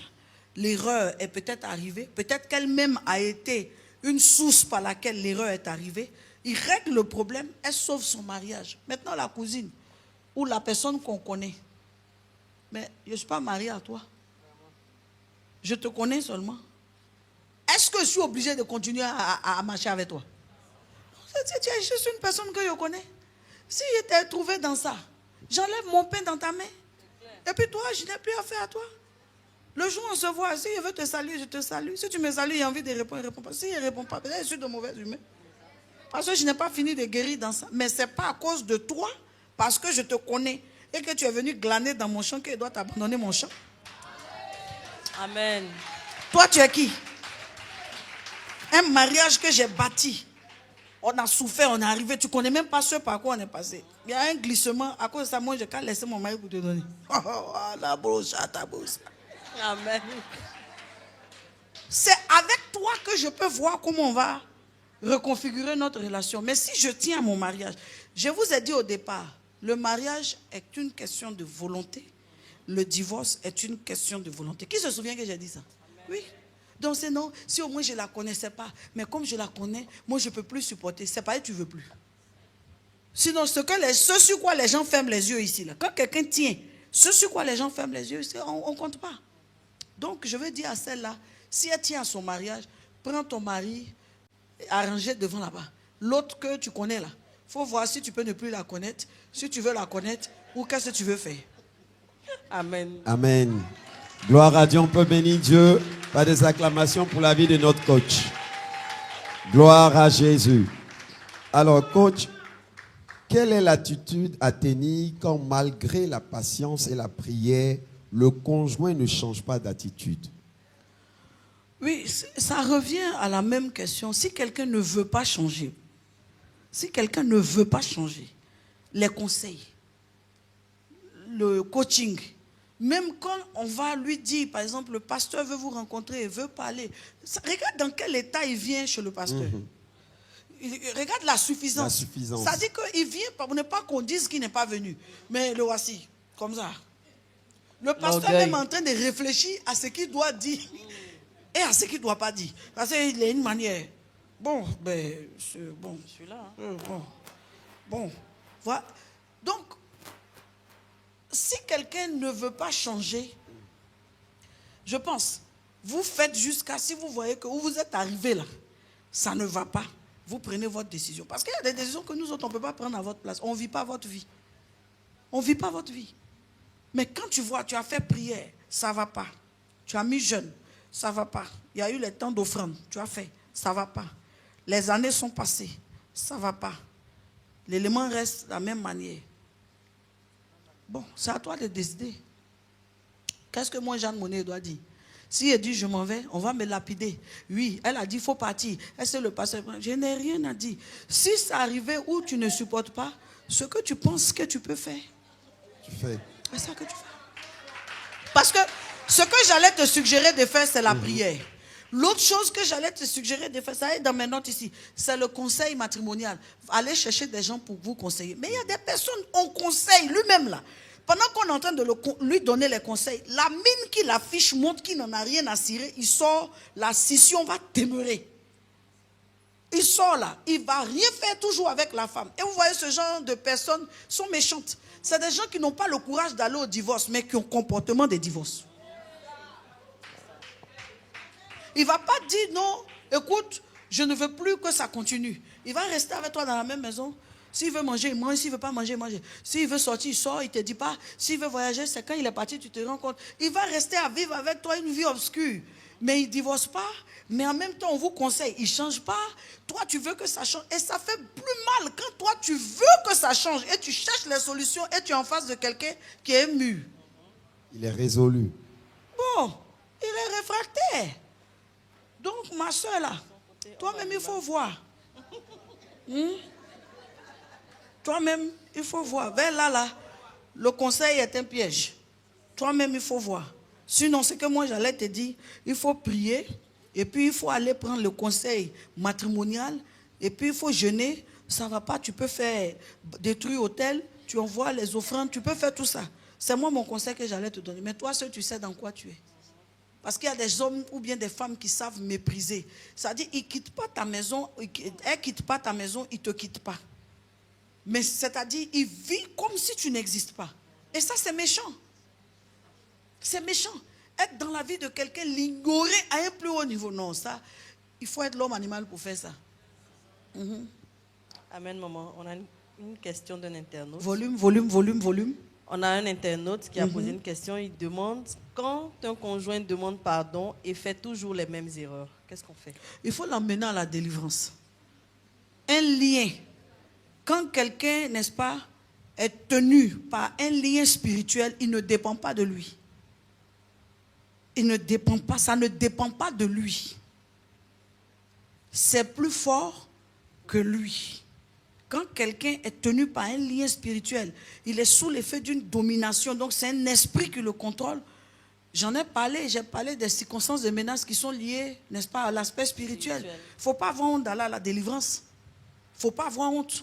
Peut-être avant d'arriver à ce stade dans ta vie chrétienne, on a chassé certains esprits, mais il y a d'autres qui n'étaient pas programmés pour agir au début là. Ils ne se sont pas manifestés parce que ce n'était pas leur temps de manifestation. Mais maintenant que tu es arrivé à un stade de ta vie où ces liens-là ont sévi dans la famille et sont maintenant en vigueur pour se manifester, ces esprits commencent à se manifester. Maintenant, quand ils commencent à se manifester, d'aller voir le pasteur honnêtement. Pasteur, j'ai besoin d'une aide. Ce n'est pas toi qui demandes qu'on fasse la délivrance parce que toi-même, tu n'es souvent même pas au courant de ce qui t'arrive. Mais tu as le courage de dire, pasteur, je fais ce que je n'ai pas envie de faire. C'est-à-dire, je suis arrivé à un stade où je prends des résolutions, je prie. Moi-même, je me dis que cette chose, je dois arrêter. Mais à l'heure de faire, je ne me contrôle pas, je fais. Ça veut dire qu'il y a une force qui est plus forte que toi. Donc, il faut aller à la délivrance. Et il faut penser à l'avenir. Il ne faut pas croire que non, le pasteur va me regarder pour me dire que est-ce que moi, je vais à la délivrance, je suis engagé dans l'église comme ça. Non, mais tu te fais du mal à cacher ça. Il y en a qui sont obligés d'aller dans des camps. Au fond, là-bas, les camps, là, il y a les fous, il y a les malades. La nuit, on dit, sors. Ça dit, toi, tu vas dans un camp comme ça où les démons là circulent. De la nuit jusqu'au matin, en train de chasser des démons. C'est là-bas, toi, tu vas. Alors que tu peux parler ici, dans ta communauté, le pasteur peut programmer une délivrance pour toi. Mais tu veux tellement te cacher. La nuit, tu t'en vas dans un camp. Tu entends un homme.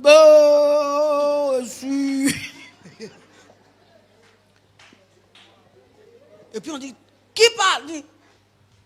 Esprit de la grand-mère. Mamiayo, mio, mamiayo, mio, mamiayo, mio. Tu préfères aller t'exposer dans un environnement malsain. Mais pourquoi aller là-bas? C'est comme quelqu'un qui tousse. Dès le départ, va à l'hôpital, on va te soigner. Tu préfères avaler la toux là. Maintenant, on t'envoie aux infectieuses. Quand tu vois la chose, c'est un même genre. Ne va pas au milieu des choses, les camps de prière, les choses là. Il y a des versions. Il y a des versions. Feu, non, feu, non, feu, non, feu, non, feu, non, feu. Pa! Pa! Tu as dit que toi-même, tu es venu pour ta délivrance là. Tu as peur. Tu es assis là, puis tu dis, ouais, il y a des mots, et puis il y a des mots. On n'a pas encore chassé pour moi, mais pour les gens, on est en train de chasser là. Moi-même, je suis en train de voir, n'est-ce pas, comment ça se passe. Juste une petite anecdote. Là, mon premier accouchement, quand j'ai accouché de mon fils aîné, j'ai accouché au CHU de Trècheville. Mais ma maman m'avait tellement conditionné. On ne pleure pas. Comme ça, si tu pleures, ça va rester sur toi. Donc, je suis là, j'ai mal. Maintenant, au CHU, là, c'est une salle comme ça. Tout ça, c'est les lits. Et puis, il y a les femmes là. Il y a une femme du là qui était là. Ouh, madame, que voit une blouse passer. Madame, ça a bien, maintenant ça. Donc, je me suis dit, mais c'est que pour moi, même ma douleur n'a pas encore commencé. Parce que quand je vois l'autre aussi qui dit, tanti, imbécile, bêtin, tu m'as eu. Ça dit que j'étais dans quelque chose. Et puis je me demande, mais qu'est-ce qui se passe? Mais moi, on m'a dit, on ne pleure pas. Donc je souffre, alors que moi, mon travail était en train d'avancer, mais je ne me rendais pas compte. L'autre dame, quand on vient, on veut la toucher. Non, maintenant ça. On l'a amenée au bloc. Vous voyez? À force d'être conditionnée, ça m'a aidé. J'ai supporté jusqu'à ce que j'accouche. Donc j'aimerais dire à quelqu'un, amen, ce séminaire ne doit pas être juste un moment qui te touche comme ça. Tu dois prendre des décisions. Tu dois prendre des résolutions. Si tu as besoin de délivrance, nous sommes là. Nous allons t'aider dans la discrétion pour que tu ailles à la délivrance et que tu puisses sauver ton mariage. Des fois, ça ne tient qu'à ça. Donc, certains cas, c'est un problème de délivrance. Amen. Oui. Amen. Amen. On va aux dernières questions rapidement. Le public peut bien acclamer. Gloire à Jésus. Alors, cher coach, je pense que vous avez répondu en partie à cette question, mais je vais quand même la lire. Oui. Que faut-il faire face à un homme qui croit tout connaître? Difficile de communiquer et mon avis ne compte pas. Bon, c'est la même chose que je dis, que j'ai dit, que je vais dire. Quand vous allez vous marier, là, regardez les gens que vous êtes en train de prendre pour envoyer dans votre vie. Les je sais tout là, ce n'est jamais après. Au début, toi-même, ça dit te bluffer. Vous dites, c'est un gars, il connaît tout, hein. Il est intelligent. C'est un gars, il sait à peu près tout, mais dans tous les domaines, ça la même, c'est les trucs. Même toi-même, ta cousine vient te poser un problème où tu peux répondre, attends, je vais appeler Richard. Lui, s'il connaît. Maintenant, s'il connaît là, quand ça se retourne contre toi, tu ne peux plus supporter. Tu es déjà avec quelqu'un. Il est déjà comme ça. Ce genre de comportement-là, c'est Dieu qui enlève ça sur quelqu'un. Il a fait ça en famille. À l'école, il a fait ça. Au lycée, il était comme ça. Si tu te déplaces actuellement, voir les amis avec qui il a fait l'université, ils vont te dire, ah, ce gars-là, quand il était à l'université, il était comme ça, il connaissait tout. Hein. Ses collègues actuels, il est comme ça. Bon, le pasteur qui vient d'arriver hier, arrêtez de croire que le pasteur est la solution à tout. Il y a des solutions qui émanent du pasteur. Il y a d'autres solutions qui émanent de Dieu. Lui là, je m'excuse ma soeur, c'est Dieu qui peut le changer. Donc si tu veux savoir que faire, continue à prier. Parce qu'il y a une puissance dans la prière. Et la prière transformatrice est capable d'apporter le changement chez ce frère. Sinon on dit que faut-il faire? On va dire non, quand c'est comme ça, il faut le faire à soi pour lui parler. Il ne va pas entendre. Parce que même quand tu veux lui parler, là, lui-même il te dit ce que tu veux lui dire. Oui, monsieur, je sais tout. Il sait tout. Il sait tout. Vous allez chez les beaux-parents. Il parle jusqu'à tu es mal à l'aise, tu as envie de taper son pied. Parce que ton papa veut parler. Il dit, ouais, non, ça c'est à propos du cacao là, en 94. La caisse table. Tu es assis là, tu dis, caisse table de 84. Laisse mon papa me parler un peu. Il parle en tout temps et il dit tout. En tout lieu. Voilà. Donc il est déjà comme ça, ma soeur. La communication n'est pas facile, mais c'est ton choix. Ma soeur, c'est ton choix. C'est pas vers là. C'est pas vers là. Soit tu fais avec, que le Seigneur te fortifie, parce que ça, c'est pas facile. Là où la communication est unilatérale, c'est jamais facile. Soit, en tout cas, tu te donnes un ministère d'intercession, tu pries pour lui, et puis, bon, Dieu fera grâce. Sinon, on dit que, moi, mon peut l'appeler, ou bien quoi. Moi-même, quand je vais l'appeler, oui, pasteur, par rapport au ministère des femmes, il va venir m'enseigner, pardon.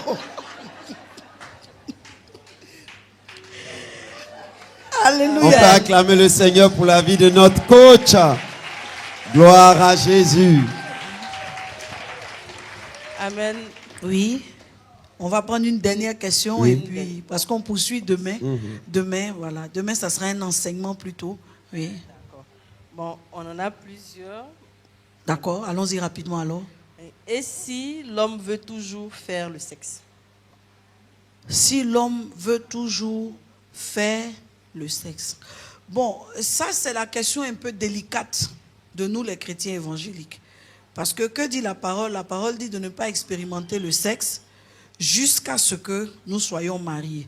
Donc on a fini d'être mariés avant de découvrir quelque chose sur lequel on aurait pu, n'est-ce pas, avoir une idée et en parler pour changer. On est déjà devant le fait accompli. De façon générale, ce que je vais dire pour les non-mariés, discutez de tout et discutez de sujets sans tabou.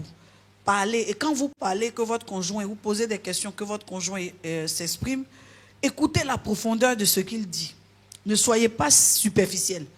L'écoute est très importante parce que l'écoute révèle une partie de qui est votre interlocuteur. Au travers de ce que quelqu'un dit, il se dévoile, il se révèle. Il est en train de dire un peu de qui il est, n'est-ce pas? Maintenant, deuxièmement, vous êtes déjà dedans.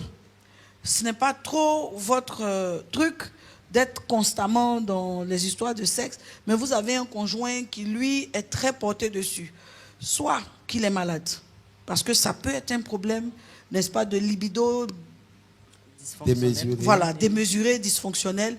Soit qu'il est malade, il faut en parler pour voir si c'est une maladie, qu'on l'aide d'un point de vue médical. Soit que c'est naturel. Il y a des groupes ethniques, il y a des gens chez eux comme ça c'est comme façon on se réveille là. C'est comme ça chez eux. Et donc bon, vous êtes sa femme. S'il n'y a pas de jeûne, parce que la seule clause que la Bible a donnée, c'est que ne vous privez pas l'un de l'autre, sauf pour des cas de prière. Bon, si tu n'es pas en prière ou en jeûne, bon, si c'est que la Bible dit que... Aidez-moi l'acclamation, là, aidez-moi. Tu n'es pas en prière et tu n'es pas en jeûne. C'est juste parce que ce n'est pas comme ça que toi tu es. Tu n'as pas été formaté comme ça, mais tu es en face de quelqu'un qui est comme ça. Vous allez harmoniser. Vous allez harmoniser un peu. C'est dans ces cas-là, maman m'a dit ouïou, ouïou, ouïou, ouïou, ouïou. Vous allez harmoniser un peu jusqu'à trouver un terrain d'adaptation. C'est pas facile, hein. C'est pas facile. Mais, voilà. Si ce n'est pas une question médicale, que ce n'est pas aussi une question spirituelle, parce que les questions spirituelles, elles se règlent d'un point de vue spirituel. Si c'est justement ou simplement, n'est-ce pas, une question fonctionnelle, c'est-à-dire c'est comme ça qu'il est, vous êtes obligé de vous harmoniser. Tu ne vas pas dire, au tribunal, vous avez dit quoi? Dis, bon, madame, quelle est votre cause? Qu'est-ce que vous voulez dire? Non, docteur, lundi, mardi. Mais le docteur même, le juge même assis, et puis il dit, ouais, il y a garçon en ville. Il y a garçon en ville. Il y a garçon en ville. Donc, c'est des choses sur lesquelles, n'est-ce pas, surtout si vous vous entendez avec votre conjoint. Voilà, le sexe, on s'harmonise dedans.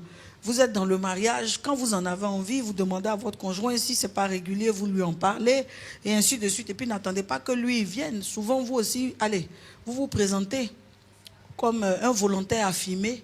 Voilà, il veut pas, vous l'emmenez à vouloir. Il y a beaucoup de moyens pour emmener, n'est-ce pas, le conjoint à vouloir. Voilà. Et puis bon, après, tu m'excuses, mais l'envie était là. Amen. Amen. Maman, amen. Maman, comment réapprendre à vivre avec un homme qui t'a montré une façade de lui et une fois dans le foyer, il te montre un autre visage? Bon, il faut dire aussi qu'il y a des gens qui sont méchants. Il y a des gens, c'est vrai que j'ai dit en général, on regarde et on voit des signes et qu'il y a beaucoup de personnes qui sont distraites, qui ne répètent pas ces signes-là et qui après font les étonner, c'est vrai. Mais il y a des hommes qui sont vraiment méchants. Écoutez, quand un homme est trop dur, il faut avoir peur.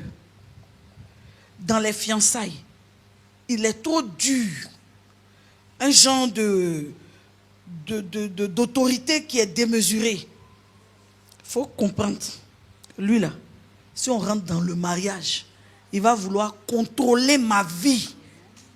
À quelle heure je respire, tout ça, il va vouloir me dicter ça. Ça ne sert à rien de s'obstiner dans une relation dont vous savez que l'issue vous sera défavorable. Mais si on est fiancé, on peut se défiancer. Aïe. C'est facile de se marier. Vous les sœurs là, vous aimez jouer aux aveugles. Vous voyez les défauts et des signes qui montrent que celui-là, il a un trouble affectif. Sinon, tu ne peux pas vouloir assumer, soumettre quelqu'un à une pression d'une certaine manière. Ça veut dire que toi-même, tu as un problème affectif à la base. Mais vous voyez ça et vous allez vous marier. Souvent, quand on vous interpelle pour dire, attendez, sinon, pasteur, sinon, il sait m'aimer. Ah. Arrivé où vous devez vous aimer maintenant, vous êtes en train de subir. Je veux dire, quelque part, il y a forcément eu des signes. Mais, même si aujourd'hui, cet homme se montre visiblement méchant, je suggère à cette femme de comprendre que tous les hommes ne seront pas comme peut-être vous avez souhaité. C'est avant le mariage. Vous voyez, c'est comme quand vous allez au restaurant. On vous sert pas et puis vous dit je ne voulais pas ça. Vrai ou faux? Aidez-moi. C'est ça. Amen. On vous envoie la carte. Voilà. Vous dites, je préfère rester seul. Et là, je parle pour ceux qui ne sont pas encore mariés. Quand quelqu'un vient, frère, si cette taille, ça me plaît. Favori, là, tu as ça. Garçon même qui a épaule en V, là, c'est ça j'aime. Tu as ça. Mais caractère, là, je préfère rester seul. Ayez le courage de penser à votre paix. Amen. Vous voulez tellement vous marier qu'à la fin, vous oubliez que une fois marié, il faudra soit rester marié, soit divorcer. Bon, quand quelqu'un est en train de vivre certaines choses et puis vient me demander que ça, comment faire? C'est parce que toi-même tu n'as pas de solution. Tu veux rester, mais en même temps, tu ne veux pas vivre ce que tu es en train de vivre. Je vais dire à cette soeur, Abigail, elle était mariée à un homme méchant. Mais Abigail est restée dans son mariage. Elle n'est pas partie pour autant. Donc quand c'est comme ça, tu te concentres aussi sur tes enfants. Tu vis avec tes enfants. Ça dit que tu mets dans ta tête qu'il est méchant. Il est déjà méchant. Donc, là où d'autres femmes vivent avec un mari gentil, là, tu sais que pour toi, là, il est méchant. Parce qu'on ne va pas aussi utiliser le divorce comme une solution à tout. Il est méchant, mais est-ce que toi, tu ne vis pas? Tu vis. Il est méchant, est-ce que tu ne vas pas au travail? Tu vas au travail. Est-ce que tu ne vas pas à l'église? Tu vas à l'église. C'est avant de se marier, là. Il faut pouvoir dire à quelqu'un, mon frère, méchant, même la veille du mariage, le matin à 10h, on s'est laissé. Si je vois que tu es mauvais, on va se laisser. Et puis, il faut pouvoir dire à quelqu'un ce que tu ne vas pas supporter. Que si tu dépasses cette borne, je ne pourrai pas supporter. Mais sinon, au-delà de ça, elle, je lui conseille de fixer son attention ailleurs. Faire avec un homme méchant, parce qu'Abigail a fait avec pour elle. C'est Dieu même qui lui a envoyé la solution. La solution d'Abigail, là, Nabal, est mort. Et Abigail s'est remariée. Donc ce frère, je ne lui souhaite pas de mourir, mais je te souhaite de le supporter parce que Dieu t'aide.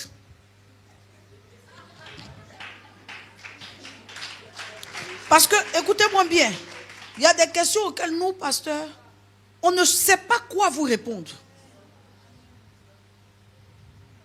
Parce qu'au-delà de tout, nous sommes humains. C'est vrai, il y a les Écritures. Il y a ce que les Écritures disent. Mais ce qu'Abigail vivait, c'était difficile. Abigail, je ne sais pas si elle a eu des enfants et un Nabal. Mais je sais que ce sont les serviteurs de son mari là, qui étaient ses amis. Parce que c'est eux qui venaient lui dire, regarde ce que le patron a fait. Elle aussi, elle disait, non, ne lui dis pas que je vais aller voir David, mais je vais aller donner la nourriture, on va régler le problème. Sa complicité, elle la vivait avec les serviteurs de son mari. Donc, si tu as une Abigail, cherche, si ce n'est pas les enfants, tu as une cousine, quelqu'un qui est bien, avec qui tu t'entends, vous le critiquez bien, quand tu viens de le critiquer, tu viens t'asseoir. Tu cherches quelqu'un qui ne va pas t'encourager à le quitter. Mais ça dit que quand vous dépecez ça, il est méchant, lui il est méchant. Et puis ta cousine te dit, il faut aller t'asseoir, lui s'il est méchant, tu ne t'occupes pas de lui. Et puis tu te retournes pour aller t'asseoir. Parce que tu vas aller où? Toi-même méchant, tu n'as pas pu reconnaître.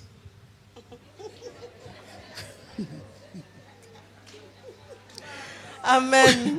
On va vers la dernière question. C'est-à-dire que quand je regarde le visage d'Henri, Henri même, là, il est comme ça, il vit son mariage par anticipation.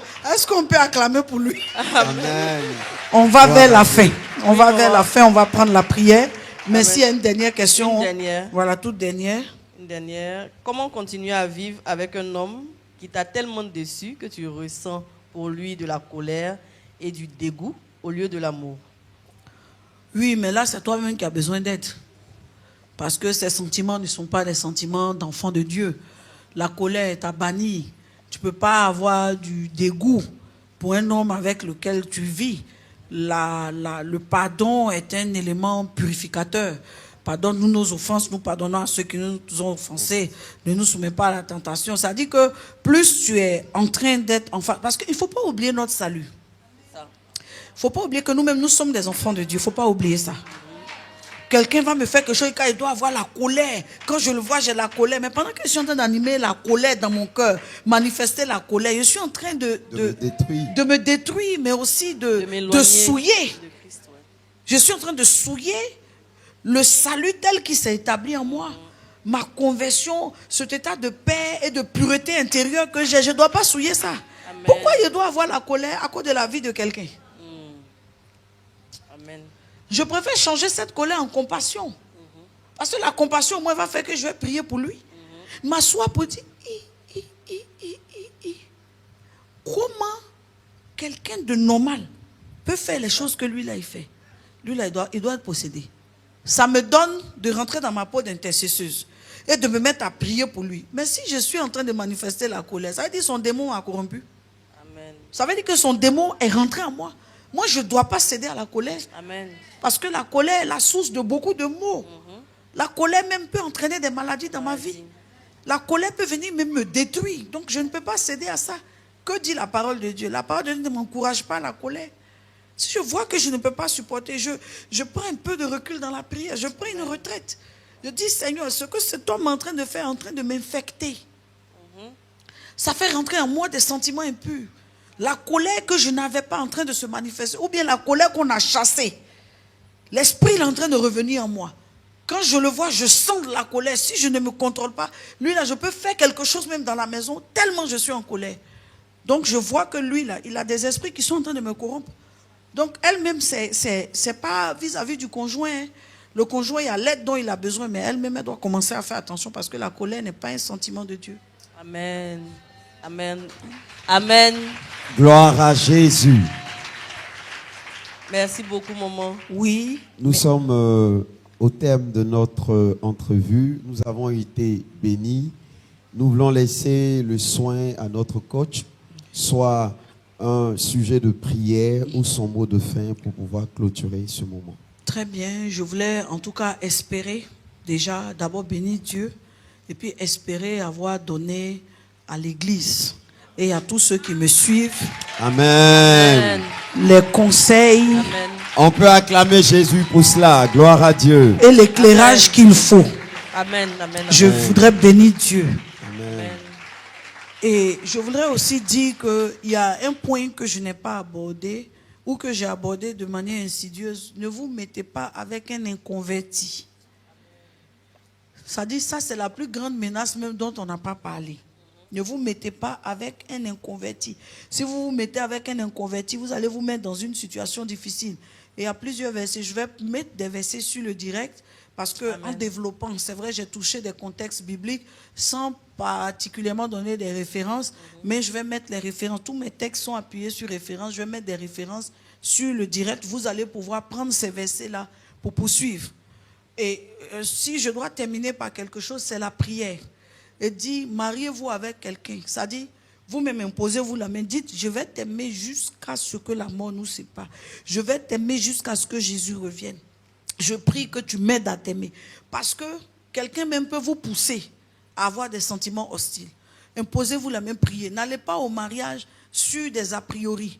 Dites-vous que la personne avec laquelle je me mets là, je suis préparé à l'aimer. Il y a des choses qui ne valent pas la peine d'aller aux séparations ou d'aller au divorce, n'est-ce pas? Quand c'est des questions fondamentales, des questions qui touchent, n'est-ce pas, à des problèmes de doctrine, quelqu'un est dans une déviation d'une certaine manière, là, bon. Mais si c'est des questions qui touchent au Amen, il m'a trompé, il m'a ceci, il y a d'autres aspects.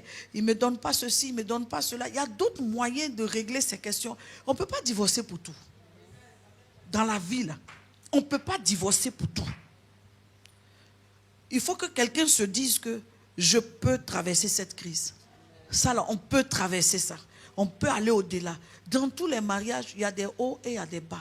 Ce n'est pas chez vous seul, c'est pour vous, vous connaissez. Mais les autres qui sont là, si vous savez ce par quoi ils passent, vous-même pour vous là, vous allez régler ça et puis vous tranquilliser. Une chose que vous devez comprendre, ce sont les gens matures qui vont au mariage. Si vous n'êtes pas mature, attendez. Ce n'est pas quand vous allez vous marier en 2023 qu'on va dire vraiment je bénis le Seigneur. Non.